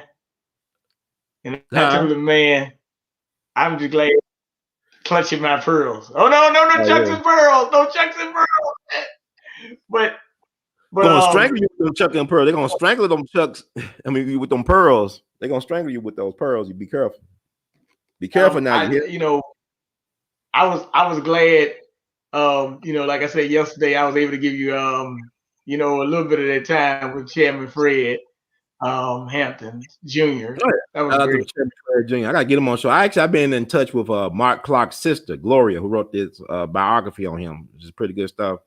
So I might have on a show in a couple of weeks from now. There's Mark Clark, the defense captain who died with Fred Hampton. His sister, Gloria, who listened to my show on a regular, she's a big Judge Joe Brown fan as well. But she may be on my show in a couple of weeks from now. And also I got some Dick Gregory announcements, I guess, coming up in a couple of weeks. Special guests, whatever. Shout out to the great Dick Gregory too, as well. Yeah, I don't miss Dick Gregory. People tell me that nigga talk to me every day. I don't listen to my old video. That nigga be talking to me, man. I mean, I be looking at a damn movie on Netflix or Amazon Prime. His ass pop up in the conversation. They show up. I said, damn, what this fuck got to do with Dick Gregory? It's fucking sci-fi. And I remember I was listening to the Firing Line with William Buckley. He did all these interviews with all these people. I listened to Elgin Cleaver, and William Buckley just had this thing about Dick Gregory. He kept on bringing, well, what do you think about Dick Gregory? Is he a pig? Is Dick a pig? And no, man, he cool. Dick cool, man. Dick cool. He ain't no pig, man. Because people forget Dick Gregory led many lives, man. He ran for the mayor of Chicago. He ran for the president of the United States. J. Edgar Hoover had a hit on his life. He wanted to get the Chicago mob to kill Dick Gregory. That came out in the press. You can find newspaper articles on that. This was before Fred Hampton. People don't understand Dick Gregory was a beast for black people. He was a humanitarian, man. He gave up his spot that Bill Cosby took. When Bill Cosby talk about, look, I took the spot that Dick Gregory had. It's like kind of like Cat Williams giving up his spot for Kevin Hart, or Kevin Hart taking the spot that Cat Williams would have had. But, you know, you look at Dick Gregory, man, he's a phenomenon. He's a force of nature and a goodwill. So there's some great things coming out this year concerning Dick Gregory. Some announcements are going to be made in a couple of weeks from now. And enjoy the ride. But Dick is always here with me. He talked to me every day, man. He's omnipresent. I don't miss Dick Gregory like y'all because I was blessed to spend some time with him. You know, I'm gonna save that for my book. Some of the stuff. But Dick be talking to me every day, man. So I was grateful for that time. Yeah, well, he was the first to rebuild the Zapruder film. Like when they showed the film of Kennedy get his head blown off, he was on Gerardo Rivera's show, Good Night America. So they, you know, Dick Gregory was, man, he like the real Forrest Gump with a brain. He actually ran across the country twice, something like that. Well, I just gotta say, I gotta give a shout out to you and a lot of other people because, like I said, I always talked about this stuff with people for years, at least like last 6, 7 years. And you know, I just somebody just told me just call that show one day, and and a lot of things just happened. And then I'm talking to you and talking to so many people. So guy said, he said, well, I think I was on the podcast Ron Supreme when she sent out the interview. You listen to it, and she said, "What organization you with?" I told her, "Look, I ain't with no organization. I am the great organizer. Because I try to put everybody together. I ain't got to be that dude. I try to bring everybody and put them. Like I said, if I got somebody they come to me like Shaq, I give you a question. Shaq actually said he learned to me through your show. Because he used to listen to you with Dick Gregory, and then you started bringing Judge on there and stuff. So I said, Shaq, well, why don't you come on the show with me? I told the Shaq, I said, you need to go on Ron's show one day and you talk about health and stuff, man. I said, you got a lot to give. Everybody got a lot to give. So I told him, I don't have to be in because I'm gonna remote you. I'm gonna put you out like, you know, I just want to organize it. That's why I try to keep the circle going, you know. And then I try to meet you. Like I said, I gotta come back to Memphis. I gotta stay longer than one day though. But I would advise, like when you went to Texas, man, it's a lot of stuff that you could have in Texas, man. Going to Houston, Galveston, you could went to Galveston, Port Arthur. It's so much history about people. There's a brother named Carl Hampton. You ever heard of Carl Hampton? You ever heard of him? The name. Yeah, he was like the Fred Hampton of Houston, man. They assassinated him. The Houston police took him out. They assassinated him in front of his headquarters, I believe. But there's so much history, man. So much game to be learned. And it's good you connecting with people and stuff like that. You connect with folks and like, you know, in the spirit of Fred Hampton, bring up your coalition. You got your own Rainbow Coalition going on. You connecting with people like mine and stuff like that. But that's good, man. It's all about paying it forward. I got a broad spectrum because I got some people I talked to like in the 60s and 70s, but that's almost like a, you know, that's a dying breed right there. I'm not saying, like I said, you talk to Judge Joe Brown and others, even Bishop Scott sometime, and shout out to, but then I can come back to the younger specimen and talk to somebody that's 23 years old like Queen Powell. Or, you know, you're 40, Dawson, I think she's 39. So we all, you know, look here, man, we got to make, this is our time now. We got, read the unseen hand. These people are crazy. Bug Shelton, you hitting some stuff on the head today, man. I got to give you that, man. Thank you, Bug Shelton, for that good comment. You know, I was at the, thank you, brother. I was at the Rocks today, man. I was just sitting there, and the lady asked me, you all right? I said, yeah, I'm getting me some sleep right now. You know, I'm sitting in the sun, getting that good sunlight, that good old vitamin D. Hey, CDC said that, hey, most people die from the virus, vitamin D deficient. I'm getting this vitamin D from the sun. I'm sitting there just having a good time like this. So I'm, you know, it was an experience, and I'm still reading my book, The Protocols of Learned Elder Zion. So yes, brother, that book that you're talking about right there, The Unseen Hand, yes, that's right. You need to always read those books to see what they got playing. Me and Shaq talked about it. White people do not plan for tomorrow. They plan for tomorrow 25 years down the road, 30 years down the road. Agenda 21, Agenda 2030. Bill Gates, innovating to zero, reducing carbon emissions to zero emissions. They plan ahead and ahead. Georgia Guidestones, we want to reduce the population to 500 million people. These people reduce head and head. Look, you know, back in the day, you used to have Miss Cleo, right? Shit, we don't need Miss Cleo. They already predicted the future how they want it to be. Well, Georgia Guidestones, they've been having that out since the 1980. So they've been letting you, they know they tell you what they're gonna do in advance. And the thrill for them is saying, can you stop us from doing it? That's the thrill for them, because if you look at even the guy named Cecil Rhodes, the guy, Rhodes Scholarship and all that stuff. He ain't lived that long, but they had a plan that even if it took them generations to get what they want, they willing to take generations to move it forward. So there's always a long game with them.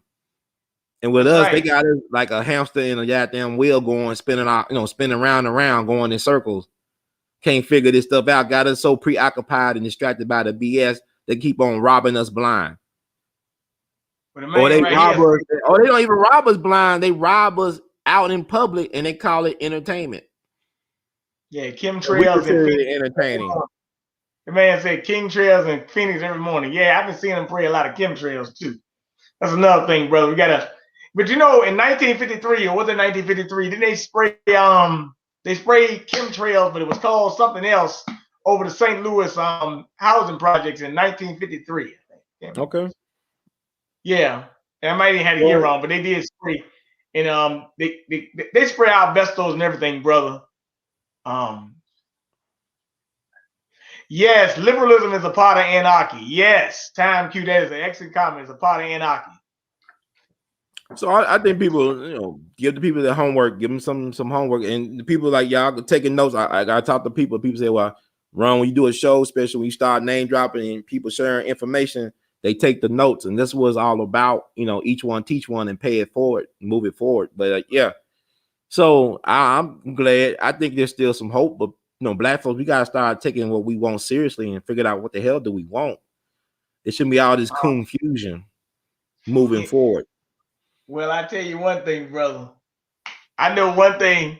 I told Shaq, and I told him the other day, man. I said, you know what, man, you're right. He said, you need to go back. I said, no, you need to get on with Ron, man, and talk about that because you had diabetes and you overcoming and you say you still have some difficulties, but you the one talk because I said your story mean a lot to people, man. I said, don't be silent. Everybody can do their part. Time Q, even you bring up good stuff. Hey, Time Q, you come on my show one day. I like your thinking. but yeah, it's all great. But like I said, Ron, you always a joy when you bring up stuff. Sometimes even if I don't even see all the video, man, I come back and look at it. Hey, these marathons with Judge Joe Brown, though, man. I remember that day, man. I was sitting there watching. Man, I was watching some of the Savior's Day conference. I was watching the CPAC speech, and I was listening to you and Judge in 4 hours. And I tell you one thing, y'all lasted all that, man. Y'all was still on to 8:30 that night, man. I was like, God damn, man. But hey, man, it was a good marathon, man. The marathon continued. Well, I'm probably gonna have some more, Judge. Probably gonna be like a monthly thing, once a month. Hit at the end of the month. Okay. Give the people what they want. Well, don't be shy. Because I'm, no need to be shy of Time Q because you got a voice too as well. And I don't know, there's a young lady named Monique 2C that always sends me good, man. You got people sending you so much information, man. I have to look at it and stuff like that. But everybody that give me information, I thank you. Even the people giving information in chat, because everybody got a story to tell. And look, ain't none of us immune. That's what somebody put in the chat earlier. Herd immunity. None of us immune to what's going on today, because the bad decisions of yesterday and by boomers and people that have been ahead of us have affected us for a long time, and sooner or later we got to make it right. Sorry about the past. We got to look forward to the future. What's coming? Thank you, Time Q, for predictive programming, because they tell us what's going to happen, just like on The Simpsons, and then they act on it.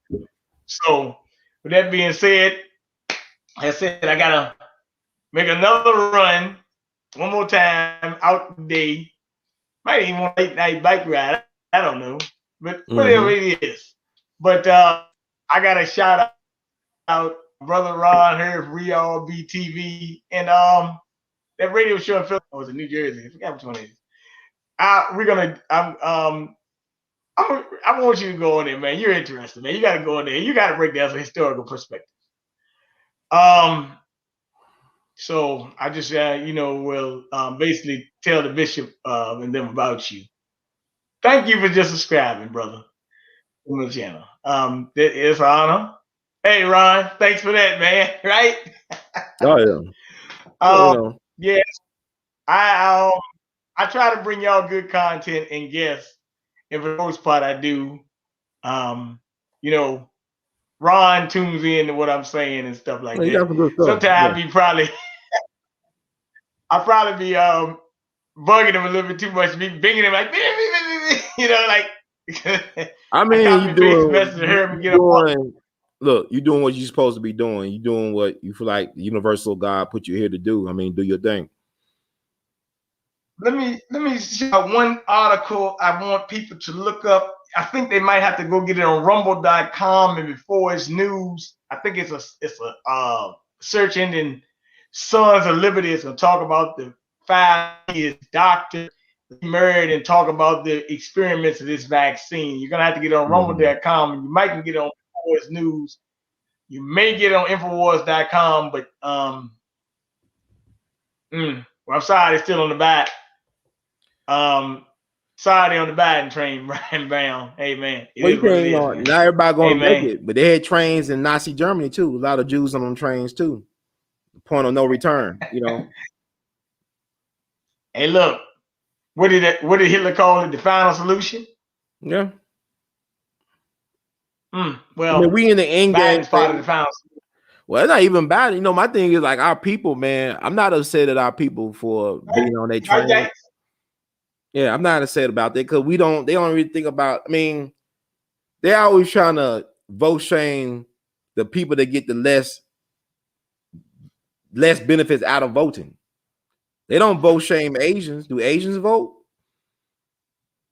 Not really. Like, but they always vote shaming black people.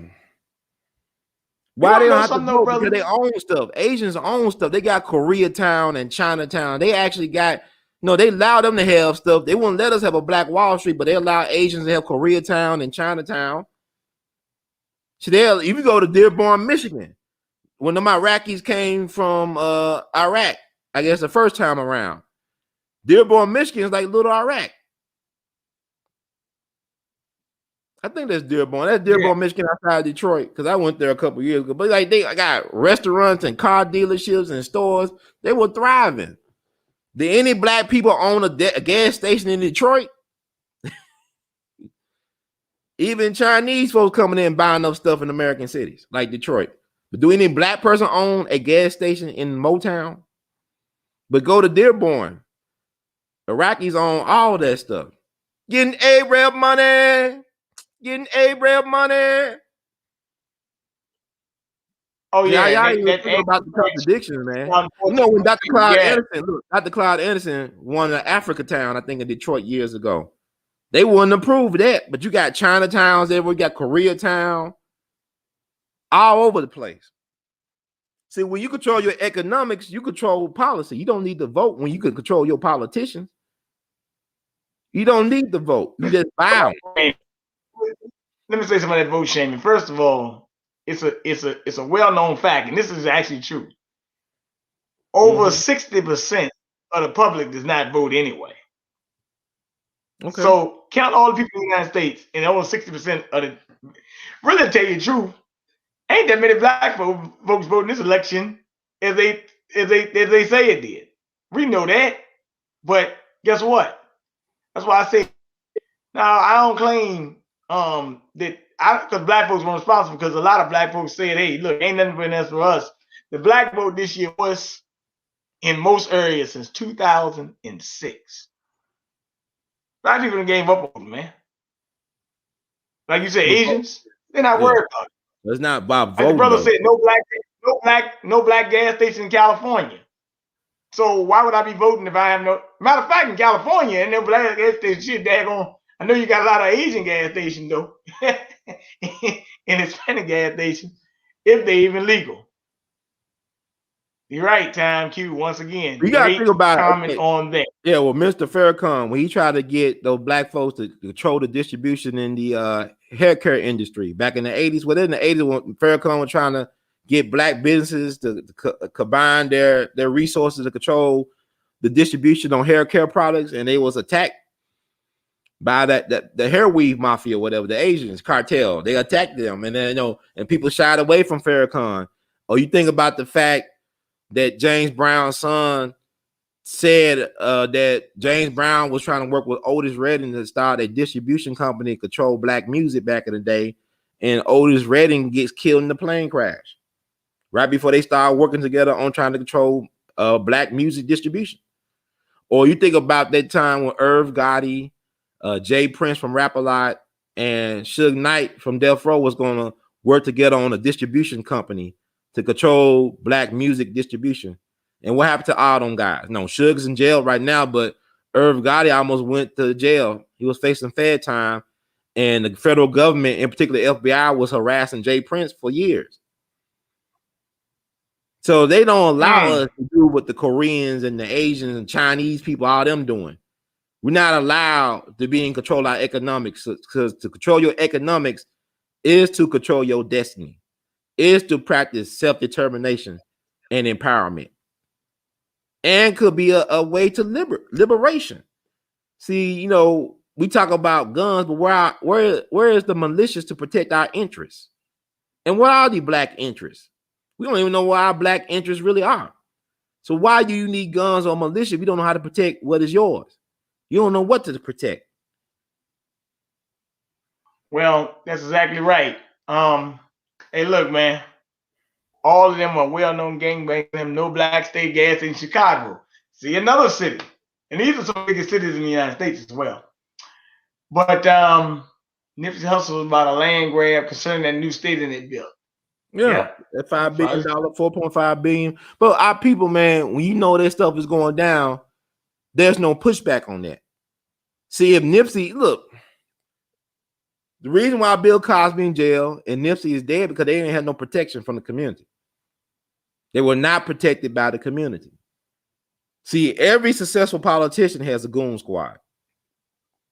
You have a goon squad. I mean, I used to talk to Charles Evers, the brother of Medgar Evers. He died last year. He almost 100 years old when he died. He said, Ron, I believe in the 3 G's, guns, God, and goons.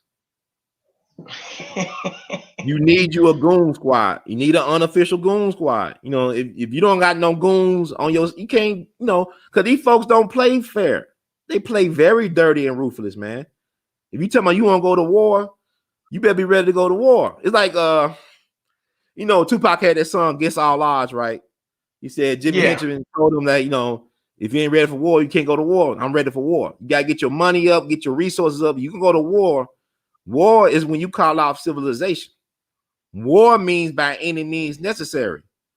We're not ready for war. We want to play cowboys and Indians. We don't play cops and robbers. We don't want to be the real deal. We don't want that real shit. We want to play video games about that. Grand Theft and shit like that. Call of Duty. We don't want that real shit. We want to play. Hey, speaking of that, you know what? I was reading something last night. This NBA player, they played for the Heat, Myers Leonard, for playing Call of Duty. And he said, I think he said the word kite bitch. And they what he say? ended up. Who said what he say? He was doing what happened? Keep it on. I guess he was having a simulation, and they called him he called a kite bitch or something like that. I guess he making some references to Jewish. They say he was all anti-Semitic and all that stuff.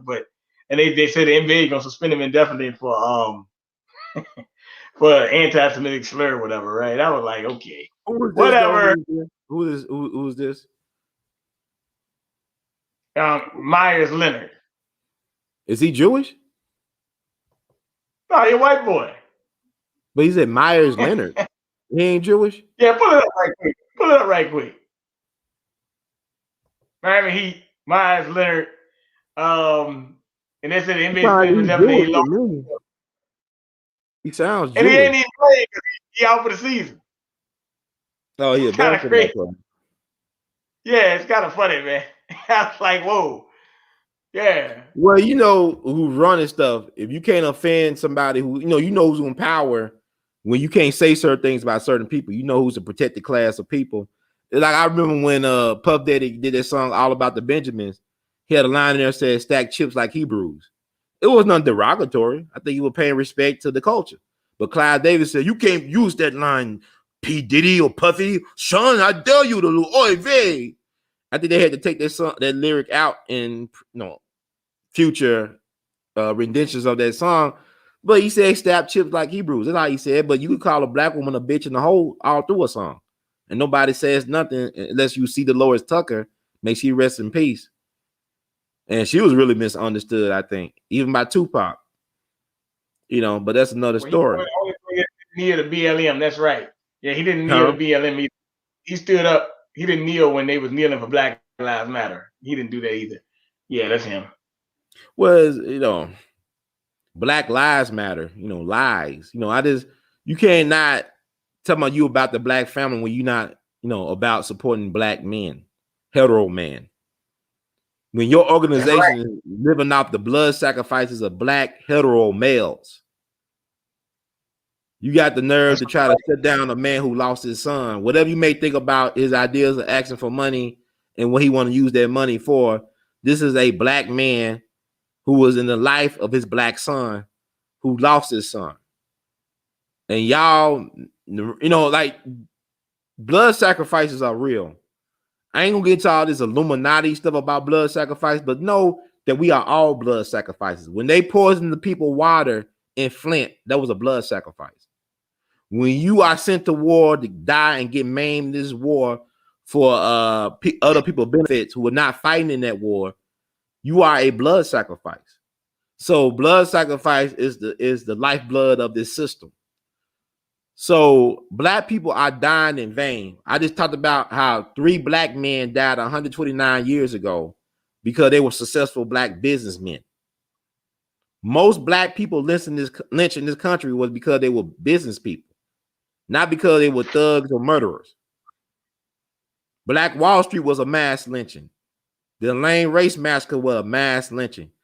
They killed Isidore Banks over in Arkansas back in the 50s. He owned 3,000 acres of land where they end up building I-55, Interstate I-55 on.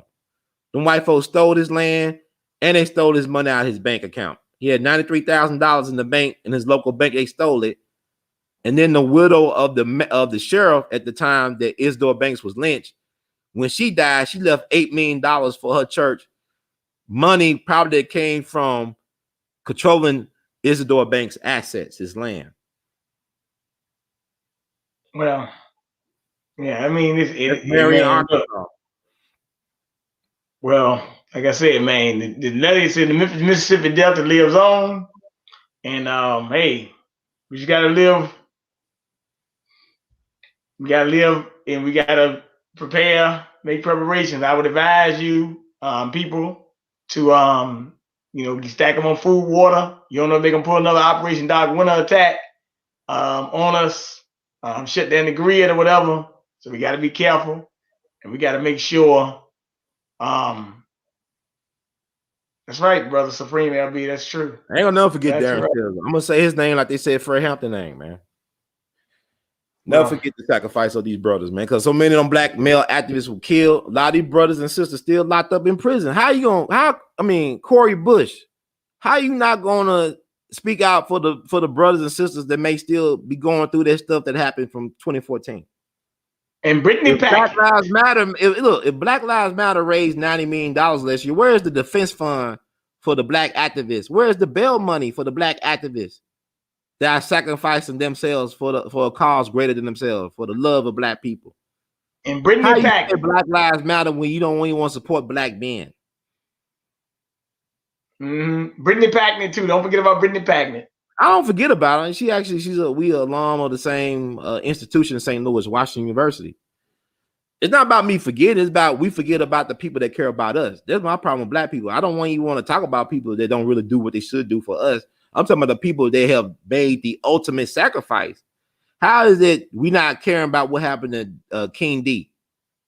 That happened back in September 2016. I mean, when that went down, and our people always using our people that stand for us. It's a damn travesty that you got the nerve to demand that you get a leader and all these people that we wasted, and we still at where we was at 50-something years ago. And the crazy thing about it is we were better off 50-something years ago than we are now because you had a booming economy where you could get a good-ass job and work that job for 40 years and take care of your family, and your wife could stay at home to raise the kids, send all your kids to college, retire with a good-ass pension. Those days are gone. And you could be a high school dropout and do that. Hell, you could drop out of grade school and still get a good paying job at the factory. Had labor unions that protected your interests, whether they were necessary evils, whatever. But you had, look, two of the top labor union leaders, Jimmy Hoffa, they disappeared him. And nobody really talks about Walter Reuther. Walter Reuther was really close to Dr. King. He was a labor union leader. They killed Walter Reuther in a plane crash with his wife.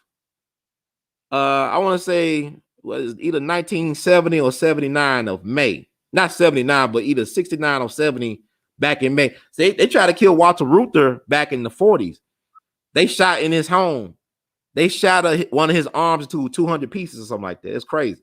But he was able to rehab that arm, but he still lost a lot of use of that arm. So he put his life on the line for the people, but he was a close associate of Dr. King, and they killed him in a plane crash. And guess what they said? They said, look, his plane was missing some parts, and they had parts in the wrong places. But they said it was an accident. Or it was pilot's error. So you just told us that y'all had parts missing from the plane, and y'all had parts in the wrong part of the plane, and it's an accident. I bet they killed that man. And they don't talk about Walter Reuther because the Democratic Party killed the labor movement. It did. They killed it, and they traded in the labor union for Goldman Sachs back in '99 with the NAFTA thing. You talking about Vernon Jordan? He was the white cracker whisperer. They said, well, Vernon Jordan was one that convinced Bill Clinton to sign NAFTA. No, they said in the obituary. You want to know something? What's that? About the labor union? They're trying to get Amazon a union and these teachers unions though, which is very weird. Okay. So don't forget about Ron Brown, even Secretary of Commerce. Yeah. But like I said, this was and the trade taken out of school on purpose. Yes, they did. Yes, that's right. Yeah, but like the unions were started in the first place to keep skilled black people from working anyway. That's why the unions were started. You Samuel Gompers and shit. Well, I will say this, brother. Once again, we've all we come together like the dynamic duo, man. Hey, look, man, you've been out there running them 6 miles, doing your thing. And hey, man, I gotta, exercise and ride this bike. But I want to say something to you, man. When I come around, man, you always got to invite to my channel, and I always love hanging out with you. So, make sure all people donate to Brother Ron because he does a lot of work. And he's still doing work. He always brings interesting guests on the platform. Shout out to Dr. Short and many others. And I'll probably send some some interesting prospects your way, or they'll reach out to you. They got your numbers right here on the screen. Well, people know how to get at me. People know I'm not that hard. Like Tupac said, we ain't hard to find, man. My number everywhere. People text me, they call me, they email me. I'm not that hard to get at. So my thing is, like I said, my truth does not need to be validated by anybody's ignorance. That I put in the work. I got my own platform, man. I'm not begging. I'm not begging nobody to hear me, man. I just want to be a friend to myself, and like I like to share what is on my mind, and I want to empower people to do the same, but I don't need nobody to validate what I do. Well, that speaks for itself. Well, let me like I said, I shout you out. I mean, if y'all want to get to contact me, you can reach me at Bernard Johnson on Facebook. www.kingbjfitness.com is the fitness website. You can reach me at Bernard1121 Instagram, or you can reach me at KingBJ32, which is a fitness page. 1987 BJ on Twitter. If you want to donate, that's fine. $1919 BJ.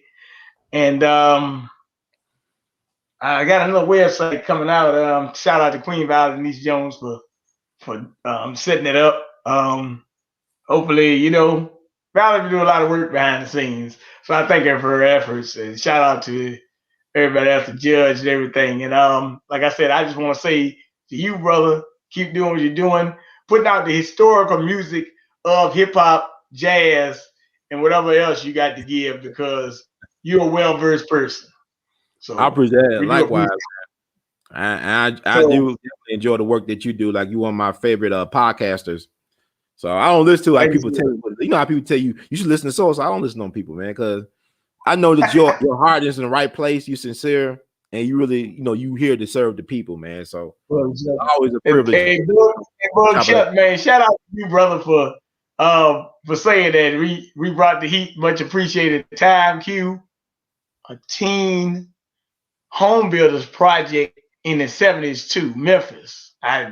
Maybe I have to look that up. Q, that's somebody to look Well, up. we got to bring back vocation though, because there was, like I said, I saw a PBS News Hour several weeks ago, and they were talking about how it was a crisis in plumbing. There was not enough plumbers around in the country, and you can make like 6 figures as a plumber, man. You can start out pretty good, making money right away.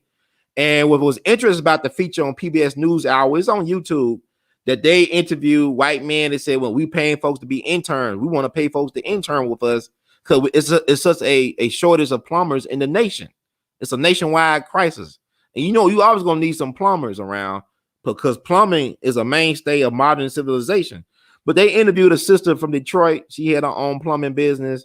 They interviewed white men. They interviewed an immigrant. They interviewed even, I guess, some LGBTQ people.